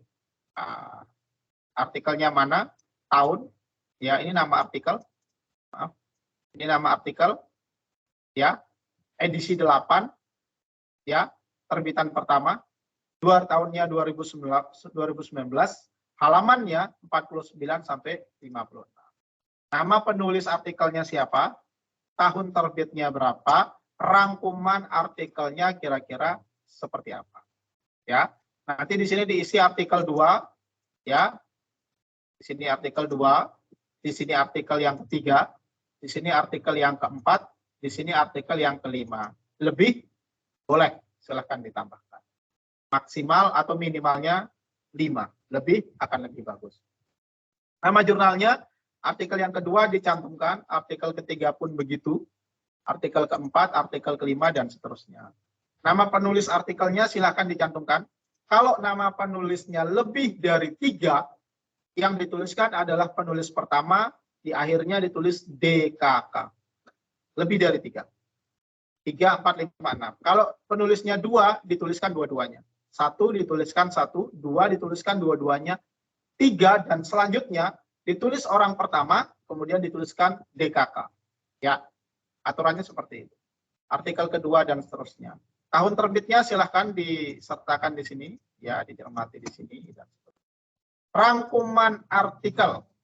Tulis rangkuman referensi yang akan Anda kutip di kutip di sini, baik yang akan mendukung di pendahuluan atau pembahasan yang relevan dengan artikel Anda. Seperti yang saya sampaikan tadi, bahwa upayakan referensi yang kita ambil baik dalam bentuk artikel maupun jurnal maupun buku yang atau proceeding dan lain sebagainya, tesis disertasi, itu harus memiliki hubungan dengan variabel yang ada di karya kita. Judul artikel kita, variabelnya apa saja? Variabel X, variabel Y-nya apa saja? Tentunya nanti yang kita tuliskan di rangkuman artikel itu yang mendukung atau ada hubungannya dengan variabel X atau variabel Y yang ada di karya kita. Begitu. Ya. Jadi tidak semua isi atau kita tidak sembarang merangkum. Ya, kita tidak sembarang merangkum dari artikel yang kita kutip atau artikel yang Bapak Ibu acu. Tentunya rangkumannya yang dimunculkan di tugas 1 ini berkaitan dengan atau berhubungan dengan variabel dari karya tulis yang akan Bapak Ibu kembangkan atau Bapak Ibu buat. Begitupun nanti di artikel 2 ya silahkan disesuaikan, artikel 3 pun begitu dan seterusnya. Itu artikel. Ya, sekarang buku. Minimal referensi dari 5 buku, lebih dari 5 itu akan lebih bagus. Judul bukunya apa saja? Silakan buku 1, 2 sampai 5 ya. Nama penerbit ya. Nama penerbitnya. Nama penulis silakan ditulis. Kota terbit ya. Silakan ditulis. Ini kita diajar untuk membuat daftar pustaka sesungguhnya. Kemudian diisi rangkuman buku 1, rangkuman buku 2, 3, 4, 5 dan seterusnya. Sama dengan jurnal yang tadi atau artikel yang di atas, rangkuman buku tidak semuanya kita baca. Ya, tidak semuanya, tidak harus dibaca semuanya, tapi Bapak Ibu harus bisa menemukan keterhubungan atau yang berkaitan dengan variabel-variabel yang Bapak Ibu akan susun sebagai karya tulisnya, ya, yang Bapak Ibu susun sebagai karya tulis. Begitu pula di rangkuman buku 2, di rangkuman buku 3. Terakhir adalah kerangka penulisan. Nah, nanti kerangka penulisan ini silakan dilihat di panduan MKWI yang ada di LMS ya. Nah, nanti Bapak Ibu tinggal cermati saja di situ. Begitu untuk yang tugas 1 ya. Ada pertanyaan dulu Bapak Ibu silakan untuk tugas 1 atau yang lain boleh silakan. Tugas 1 itu batas akhirnya tanggal berapa tadi? Tanggal 22 ya. Tanggal 22 Oktober pukul 11.59. Jadi mohon perhatikan dengan baik bahwa pada semester ini, mulai semester ini, Bapak Ibu tidak bisa lagi menyelesaikan atau tugas itu secara lompat-lompat, gitu ya. Bapak Ibu hanya bisa menyelesaikan tugas kalau tugas sebelumnya sudah dikumpulkan. Jadi kalau Bapak Ibu tidak mengumpulkan tugas satu ini sesuai jadwal, ya dengan sangat menyesal, ya sangat terpaksa, berarti Bapak Ibu sudah tidak bisa lagi mengumpulkan tugas 2, 3, dan 4. Ya bisa dikatakan otomatis sudah tidak lulus ya, karena tugas 4-nya tidak akan bisa diselesaikan kalau tugas satunya saja tidak diselesaikan. Jadi mohon dengan sangat pada semester kali ini mohon memperhatikan batas waktu, jangan sampai Bapak Ibu menyelesaikan itu di batas-batas akhir atau apalagi sampai terlewat. Saran saya akan lebih baik Bapak Ibu menyelesaikan lebih awal. Kenapa? Kalau bisa saya koreksi lebih cepat dan masih ada waktu untuk perbaikan, biasanya akan saya sampaikan ke mahasiswa yang bersangkutan. Gitu. Tapi tidak semuanya mungkin akan saya berikan revisian seperti itu dan kesempatan perbaikan, tergantung nanti masih ada waktu tidak untuk untuk Bapak Ibu memperbaiki dan mengupload kembali sesuai dengan batas akhir jadwal di LMS kita. Kalau misalnya saya sudah, misalnya ada yang upload besok nih, saya cek, kemudian ada yang kurang atau ada yang harus dilengkapi, ada yang salah, saya kembalikan atau saya berikan saran, Bapak Ibu, ini tugasnya Bapak Ibu sudah saya koreksi, tapi ada kesalahan di bagian ini atau mohon dilengkapi, silakan. Nah, setelah saya kembalikan, tapi yang bersangkutan tidak mencermati, tidak menanggapi begitu, ya saya akan tetap berikan penilaian. Yang saya berikan penilaian itu yang diupload pertama. Tapi kalau misalnya nanti dia proaktif melakukan revisi, perbaikan dan seterusnya, kemudian diupload ulang, ada perbaikan, ya saya akan menilai tugasnya yang lebih baru, yang diupload terbaru. Begitu. Jadi mohon kalau Bapak Ibu ingin memanfaatkan kesempatan seperti itu, ya silakan lebih awal mengupload, kemudian saya akan berikan penilaian. Gitu untuk yang tugas 1. Ya, ada pertanyaan Bapak Ibu, silakan. Harapan saya sebenarnya, ya silakan. Ibu Saya mau Ervi. bertanya. Ya, silakan. Mengenai tugas 1 tentang kerangka penulisan. Ya. Itu urutannya bagian pendahuluan, isi kerangka pikir, masalah, terakhir kesimpulan. Seperti itu, Bapak. Ya, nanti disesuaikan yang ada di MKWI, Bu. Ya, yang tadi sudah kita. Ya, gimana? Apakah harus lengkap, Bapak? Apa hanya beberapa harus lengkap?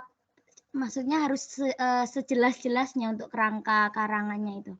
Ya, namanya kerangka berarti Bapak Ibu hanya menggambarkan atau memberikan susunan garis besarnya saja. Kalau judul ya hanya tuliskan judul begitu.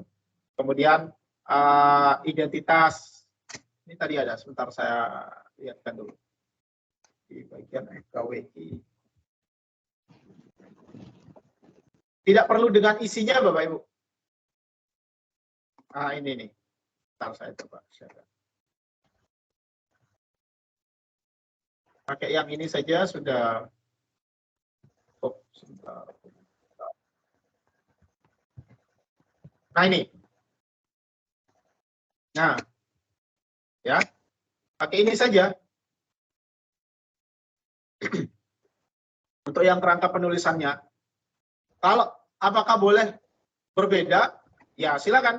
Ya, tidak ada masalah. Yang terpenting garis besarnya adalah sama dengan yang ada di MKWI. Apanya yang berbeda, Pak? Misalnya di metode ini, ya, setelah Bapak Ibu menuliskan pendahuluan, Bapak Ibu menambahkan metode.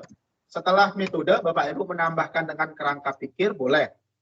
Tapi kalau hanya pendahuluan, kemudian metode, kemudian lanjut ke hasil dan pembahasan, tidak ada masalah. Gitu ya. Ini Bapak Ibu bisa improve di sini. Ya, tergantung keperluannya Bapak Ibu apa saja. Terakhir nanti, ya bagaimana? Terus untuk hasil dan pembahasan itu bagaimana Bapak? Sedangkan kita kan belum mengambil data. Ya, yang ditulis hanya kerangkanya saja, Bu. Kerangka seperti ini saja yang ditulis. Tidak perlu isinya tidak perlu dituliskan apa di pendahuluan, kemudian apa yang ada di mana tadi? Ya ini. Tidak perlu yang ada di abstrak itu apa saja dan seterusnya. Kerangka itu ya Bapak Ibu tuliskan yang seperti ini saja. Ini saja yang dicontoh. Ya. Nanti tinggal Bapak Ibu bisa improve di sini.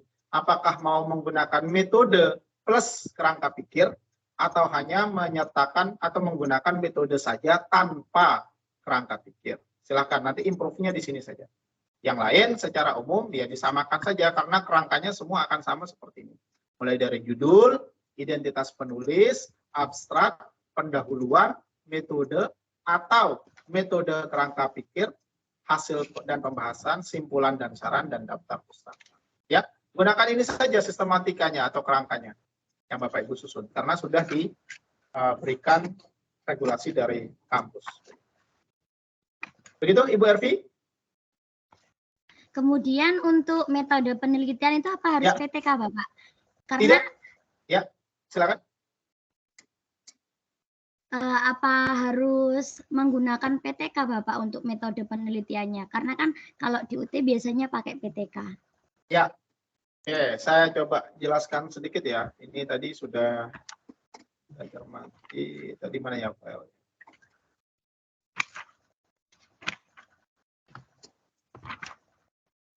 Oke, ini.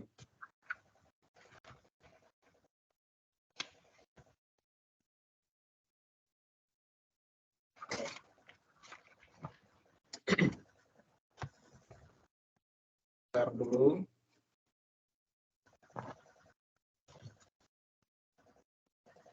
Ya, oke. Tadi sudah saya jelaskan bahwa artikel itu boleh berasal dari mata kuliah PKP yang tentunya itu penelitian tindakan kelas ya atau PTK, atau non mata kuliah PKP pun boleh ya. Non mata kuliah PKP mau menyusun PTK boleh. Selain PTK apakah boleh? Sangat diperbolehkan. Studi kasus boleh, studi pustaka boleh, eksperimen atau kuasi boleh, kemudian etnografis, historis, fenomenologis itu juga tidak ada masalah. Analisis konsep, analisis kebijakan, dan analisis histori. Hanya saja yang perlu dicermati adalah kaitan yang kuat antara metode penelitian yang Bapak Ibu pilih dengan kemampuan Bapak Ibu untuk menjelaskan atau memaparkan dari metode penelitian yang akan dipilih.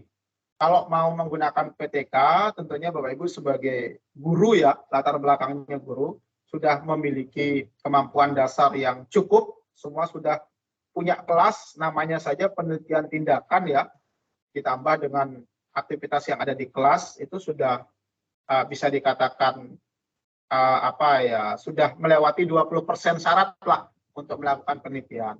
Tapi kalau misalnya tidak mau menggunakan PTK, mau menggunakan eksperimen atau kuasi eksperimen boleh, studi kasus ya, seperti tadi saya sampaikan, saya sempat sampaikan di awal, mungkin Bapak Ibu tidak ingin meneliti atau mengkaji tentang pembelajaran yang ada di dalam kelas, Bapak Ibu lebih menarik untuk mengkaji hubungan antara hasil belajar dengan dukungan orang tua misalnya. Bapak Ibu mau ungkap menggunakan studi kasus tertentu. Misalnya di lokasinya Bapak Ibu atau di sekolahnya Bapak Ibu ada kasus unik antara hubungan anak dengan orang tuanya misalnya. Mungkin, ini saya coba contohkan saja ya, ada anak yang di rumahnya itu dia hidupnya bisa kita katakan kurang mampu, kemudian dia mendapatkan beberapa kali mungkin ya mendapatkan kekerasan fisik, tetapi di sekolah dia bisa selalu mendapatkan nilai yang maksimal gitu. Nah, ini kan kasus yang unik ini. Kasus yang bisa kita teliti kok bisa terjadi seperti itu gitu. Bisa Bapak Ibu angkat menggunakan studi kasus bagaimana cara dia belajar bagaimana cara dia menyesuaikan mentalnya dengan kemampuan belajarnya, sehingga walaupun dia katakan hidup dalam kondisi kekurangan, kemudian beberapa kali mendapatkan kekerasan dari orang tuanya misalnya di rumah, atau di sekolah dia juga sering dibully misalnya ini, tapi dia tetap bisa berprestasi. Ini kasus yang unik, Bapak Ibu bisa angkat dalam bentuk studi kasus. Itu ya, Bapak Ibu bisa angkat dalam bentuk studi kasus, tidak melulu dalam bentuk penelitian tindakan kelas. Gitu. Bisa. Atau Bapak Ibu ingin meneliti tentang bagaimana kemampuan kepala sekolah yang baik atau kemampuan kepemimpinan yang baik dari kepala sekolah untuk mendukung terlaksananya kegiatan belajar mengajar yang menghasilkan sekolah berprestasi misalnya. Tidak ada masalah.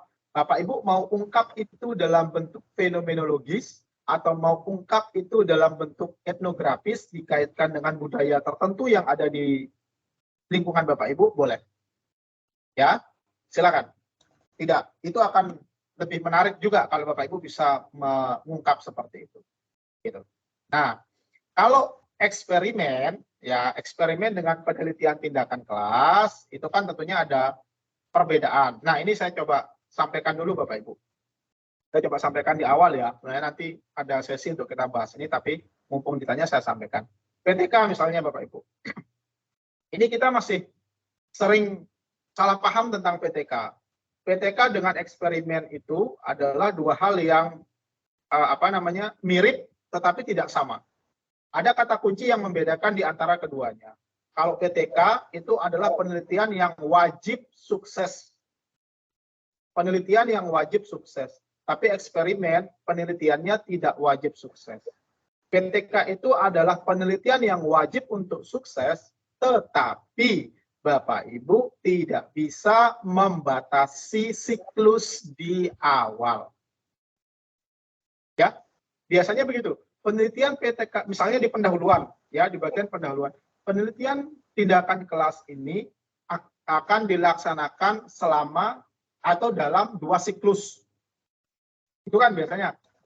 Penelitian PTK atau tindakan kelas ini akan dilaksanakan dalam 2 siklus. Itu akan memunculkan pertanyaan besar Bapak Ibu. Dari mana Bapak Ibu bisa memastikan bahwa penelitiannya Bapak Ibu itu akan berhasil sukses hanya dalam 2 siklus? Bagaimana kalau setelah 2 siklus nilainya belum naik atau hasil penelitian Bapak Ibu belum sukses? Apakah stop atau dipaksa sukses agar tetap 2 siklus? Tidak. Makanya dari awal PTK itu tidak boleh dipatok 2, 3 atau berapa siklus. Cukup dikatakan PTK itu akan dilaksanakan dalam beberapa siklus. Kalau Bapak Ibu sukses menaikkan nilainya atau mencapai batas minimal penelitiannya itu di siklus keempat, ya sudah, berarti dilaksanakan 4 siklus. Jangan dipaksakan 2 siklus. Gitu. Itu sering sekali saya temukan mahasiswa yang di awal itu sudah membatasi PTK-nya 2 siklus. Seolah-olah dia yakin setelah saya lakukan 2 siklus maka saya pasti sukses gitu.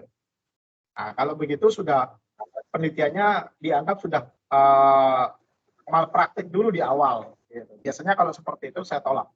Ya, kalau eksperimen, nah itu beda lagi dengan PTK.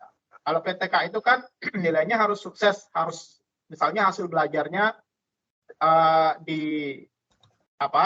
diberikan batasan oleh si peneliti minimal 85 untuk dianggap sukses. Sebelum nilainya 85, tetap harus dilakukan siklus ulang terus, siklus ulang. Siklus 1 belum, lanjut siklus 2.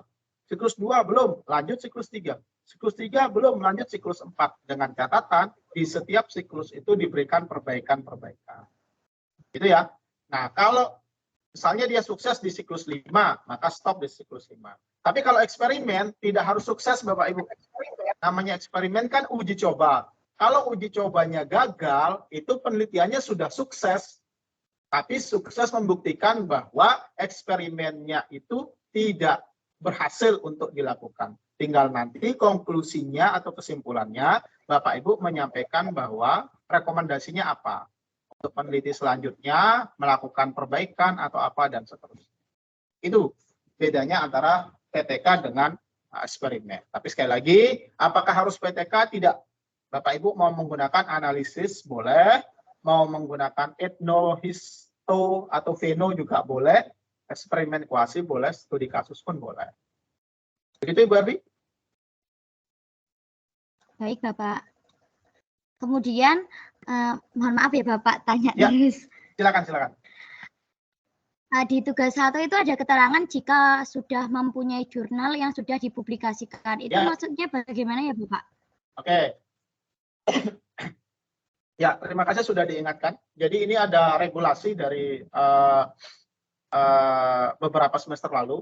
Kalau Bapak Ibu sudah punya artikel yang sudah dipublikasikan di jurnal, ya, jurnal bereputasi, yang tentunya terkait dengan keilmuan Bapak Ibu saat ini, ya, itu bisa dikirimkan linknya. Bapak Ibu sudah dianggap auto lulus mata kuliah karya ilmiah.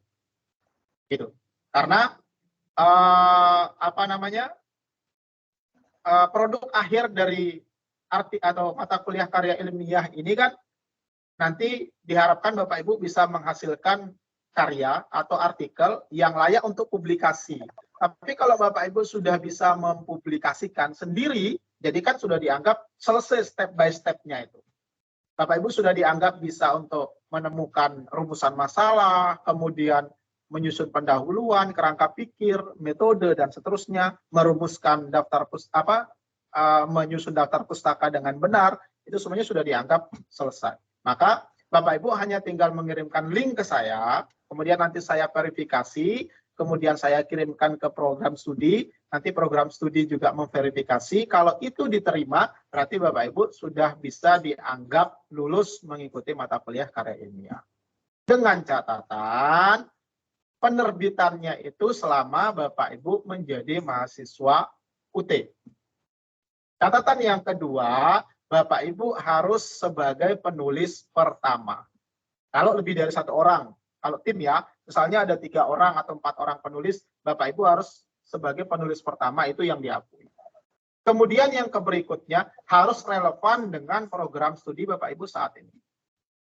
Bapak Ibu, kalau misalnya program studinya adalah pendidikan guru sekolah dasar, tapi punya artikel tentang pengembangan ekonomi misalnya. Mohon maaf, misalnya ada beberapa yang program RPL ya, awalnya misalnya mata pelajarannya adalah sejarah atau bimbingan konseling atau yang lain. Kemudian punya artikel yang diterbitkan di disiplin ilmu yang lalu, berbeda dengan disiplin ilmu yang sekarang, itu mohon maaf tidak diakui sebagai artikel yang diterbitkan. Jadi maksudnya adalah kalau Bapak Ibu punya artikel yang sudah diterbitkan di jurnal bereputasi, silahkan kirimkan ke saya untuk saya verifikasi, kemudian saya lanjutkan ke program studi untuk diverifikasi. Nanti keputusan dari program studi bagaimana? Apakah diterima? Ya, kalau sudah diterima berarti Bapak Ibu langsung dianggap lulus mata kuliah karya ilmiah ini. Begitu Ibu Arfi? Baik Bapak, terima kasih. Ya, terima kasih kembali. Silakan Bapak Ibu. Ada lagi? Kita masih ada waktu 16 menit. Mohon bahasanya? Mungkin sesi-sesi tutorial webinar seperti ini mohon dengan sangat untuk bisa dimanfaatkan dengan maksimal ya, karena selain saya pikir selain dari tatap maya seperti ini akan terbatas kemampuan kita atau kesempatan kita untuk berdiskusi. Tentunya kalau kita diskusi di LMS dan WA itu tidak leluasa kita diskusi dalam bentuk webinar seperti ini. Jadi mohon apapun yang Bapak Ibu ada pertanyaan atau ingin disampaikan, kita diskusikan sekarang bersama-sama gitu. Silakan. Ada lagi Bapak Ibu? Permisi Bapak, ya. Saya mau tanya ini. Ya, silakan.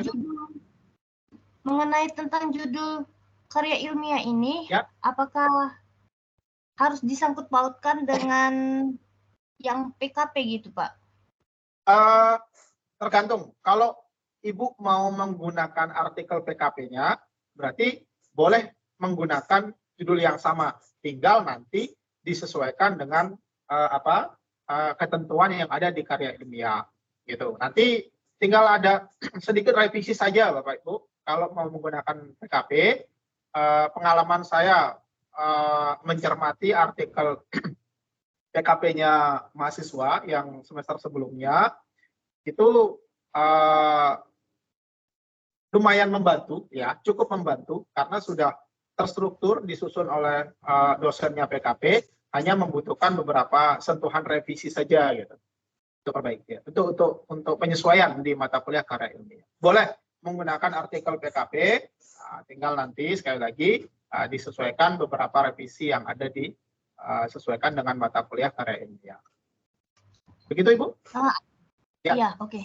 Ada lagi gini, Pak. Ya, silakan. Tentang mengenai judul. Judul yang harus diambil ini kan variabel X dan Y itu kan berketerkaitan ya. Nah, misalnya sih begini, saya kan sebelumnya pernah mengambil judul upaya meningkatkan hasil belajar matematika dalam bentuk soal cerita, materi, satuan pengukuran berat melalui pendekatan realistik peserta didik kelas 2 SD ya.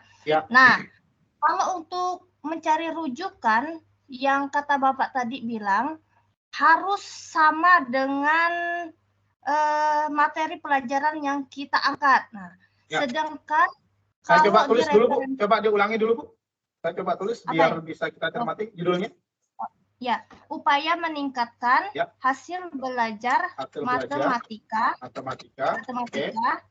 dalam bentuk soal cerita. Ya, soal cerita. Materi satuan pengukuran berat. Ya. Melalui pendekatan realistis. Pendekatan realistis. Realistis atau RME ya. Oke, RME. Peserta didik kelas 2 SD. Oke. Peserta didik kelas 2 SD. Oke, sebentar saya caringkan dulu ya. Biar kita cermati bersama.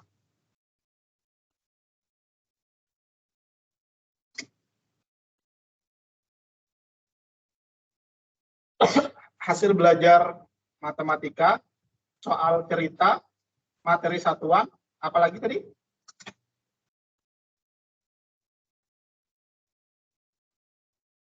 Materi satuan pengukuran berat. Satuan pengukuran berat. Oke. Menggunakan pendekatan RME untuk peserta didik kelas 2 gitu ya. Oke. Ya. Ini berarti hasil belajar ini terikatnya. Yang ini bebasnya. Oke. Bebasnya, ini objeknya. Oke, apa Bu yang ditanyakan? Silakan. Nah, di sini kan tentang materi satuan pengukuran berat. Kalau untuk mencari referensi itu nggak ada yang sama, Pak. Pastikan rata-rata ada yang pengukuran panjang, ada yang tentang bilangan. Nah, maksud saya referensinya itu saya hanya mengambil tentang pendekatan RME-nya ini saja, tetapi disatukan dalam penelitian. Nah, tentang materinya itu enggak diambil gitu, Pak. Karena kan kalau untuk satu materi, karena kalau saya ngambil matematika itu pasti mencangkup banyak. Nah, jadi makanya saya kecilkan ruang sempitnya itu biar ya gitu Pak maksudnya. Gimana? Ya, saya paham Pak. Saya paham Bu. Mohon maaf, saya paham. Jadi gini, yang perlu Ibu perhatikan pertama ini ya, hasil belajar matematika dan pendekatan realistik RME. Ini kan lebih mendetailnya seperti ini. Oke. Nah, yang paling penting Ibu menyesuaikan RME-nya dulu, kemudian hasil belajar, kemudian hasil belajar matematika, kemudian peserta didik kelas 2 SD. Ini yang paling pokok untuk disesuaikan. Kalau perkara nanti ini materinya berbeda, tidak terlalu masalah. Yang terpenting dia sama-sama kelas 2 SD. Gitu. Oh, Karena iya itu. ya karena materi apapun materinya, ya misalnya di sini satuan pengukuran berat yang Ibu temukan misalnya satuan pengukuran panjang tadi ya. Misalnya. Ya, betul. Nah, itu tentunya penyampaian materinya tidak akan jauh berbeda. Karena kenapa? Peserta didik yang menangkapnya itu sama-sama kelas 2 SD. Gitu. Jadi nanti kalau Ibu menemukan referensi RME yang membahas tentang pengukuran satuan panjang, tapi untuk kelas 2 SD, ambil saja. Ya, karena yang terpenting adalah pendekatan RME-nya, walaupun di sini pengukurannya ternyata pengukuran panjang, tidak ada masalah, masih bisa dipahami atau masih bisa diberikan kewajaran karena penyampaiannya pasti akan menyesuaikan kognitif anak kelas 2 SD juga. Cuman materinya aja yang berbeda. Yang saya maksudkan berbeda tadi, misal Ibu mengambil realistik RME, misalnya ya, matematika, realistik matematika. Tapi nanti yang diambil misalnya ada pendekatan realistis untuk mata pelajaran IPA kelas 6. Nah, itu berbeda. Gitu. Atau misalnya menggunakan RME, misalnya sama, pengukuran berat, materinya sama. Tapi kelasnya yang diambil misalnya kelas 2 SMP, berbeda. Karena sudah kognitif siswanya itu, cara penyajiannya itu sudah berbeda. Begitu. Jadi tidak harus plek semuanya, matematika, kemudian materinya sama, pengukuran beratnya sama, kelasnya sama, tidak begitu. Yang terpenting adalah bagian besar dari variabelnya inilah yang Bapak Ibu samakan. Gitu. Kalau apa namanya? RME-nya ini kemudian nanti Ibu cermati di sini ukurannya adalah pengukuran panjang, yang diambil RME-nya saja. Gitu. Selama dia menjelaskan untuk kelas 2 atau misalnya maksimalnya kelas 3 ya, untuk kelas rendah. Gitu. Jadi tidak harus persis sama, mengambil RME yang pengukuran berat juga. Gitu. Begitu, Ibu Bella? Iya, bisa dimengerti, Pak. Terima kasih, Pak. Ya, terima kasih kembali. Ada lagi, Bapak Ibu? Masih ada waktu 7 menit lagi, silakan. Ada pertanyaan? Oke. Stepnya masih cukup panjang untuk kita cermati beberapa hal ya. Masih nanti kita akan membahas tentang kutipan, kita akan membahas tentang plagiat. Nah, ini yang agak menarik nanti di plagiat ini kita akan membahas panjang lebar. Tentunya harapan saya Bapak Ibu juga upayakan untuk menanyakan banyak hal nanti pada saat kita berbicara kutipan, kemudian berbicara tentang plagiat, kemudian hal-hal lainnya ya di tugas-tugas atau aktivitas belajar yang lain. Gitu. Masih ada membahas tentang bagaimana aktivitas menulis dan seterusnya. Silakan, masih ada waktu untuk kita diskusi. Ada lagi yang ingin disampaikan? Masih ada 6 menit lagi. Kemudian untuk jadwal webinar, ya, ini bukan, kalau saya sih berharapnya, saya kembalikan ke Bapak Ibu semua, ini tidak menjadi aturan baku kita ya, tidak menjadi sama sampai pada akhir. Silakan kalau di setiap minggu kesempatan kita untuk melakukan webinar, Bapak Ibu ada perubahan jadwal, ingin berubah jadwal dan lain sebagainya, silakan disepakati saja. Yang terpenting saya mendapatkan suara mayoritas dan saya harapkan semua bisa hadir. Artinya di webinar berikutnya misalnya ada yang ingin sore atau ada yang ingin sama dengan sekarang, silakan saya serahkan ke Bapak Ibu semua untuk didiskusikan. Nanti saya tinggal menyesuaikan saja. Ada lagi Bapak Ibu? 5 menit lagi. Berarti bukan berarti minggu depan itu juga kita harus kita harus sama dengan jadwal yang sekarang begitu ya, tidak harus sama gitu, tidak harus malam juga. Kalau Bapak Ibu merasa nyaman dengan kondisi yang sekarang dilanjutkan tidak ada masalah. Tapi kalau misalnya ingin merubah jadwal juga sekali lagi saya serahkan ke Bapak Ibu semua. Yang terpenting bisa disepakati, kemudian bisa dipastikan mayoritas Bapak Ibu atau upayakan semuanya bisa hadir begitu. Ya saya akan menyesuaikan.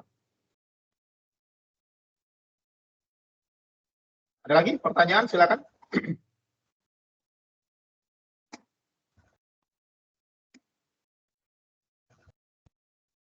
Dari saya cermati lagi apa yang perlu kita bahas.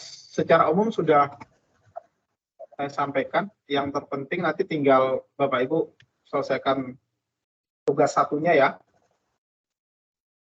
Kemudian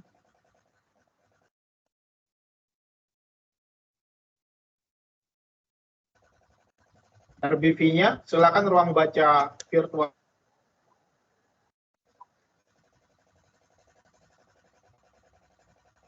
Begitu. Kemudian baik secara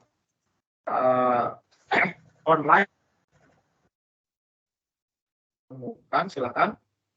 Sekali lagi, upayakan mendapatkan jurnal dari sumber-sumber jurnal terpercaya atau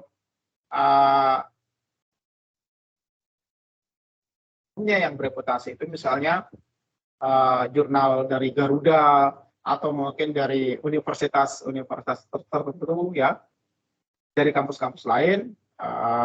Silakan coba dicermati. Sekali lagi, yang terpenting adalah berkaitan atau berhubungan dengan variabel yang Bapak Ibu akan susun.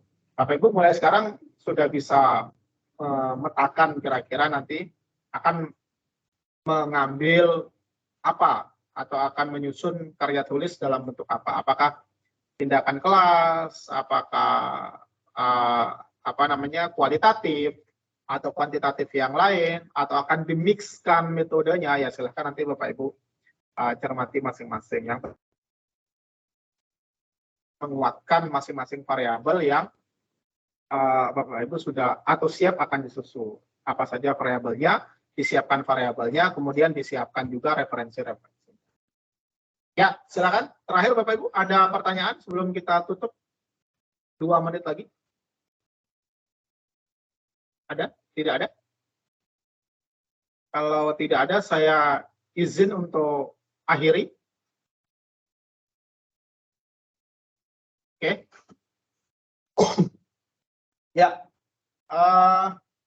Bapak Ibu,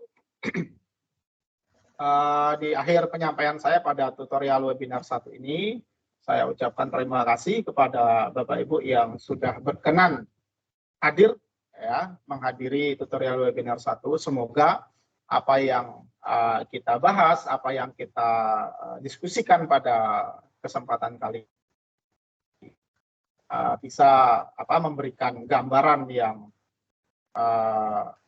terang ya, untuk kita bisa mulai menyusun karya ilmiah ke depannya. Akhir kata, saya jika ada kesalahan dan kekurangan dengan berbesar hati memohon maaf kepada Bapak Ibu. Sekali lagi, terima kasih Bapak Ibu sudah berkenan hadir. Semoga pada pertemuan-pertemuan berikutnya kita bisa bersama-sama melewati mata kuliah ini dengan baik. Terima kasih. Saya tutup pertemuan kita pada kali ini dengan mengucapkan alhamdulillah. Alhamdulillahirrahmanirrahim. Assalamualaikum warahmatullahi wabarakatuh. Terima kasih Bapak Ibu. Silakan, boleh meninggalkan room. Terima kasih.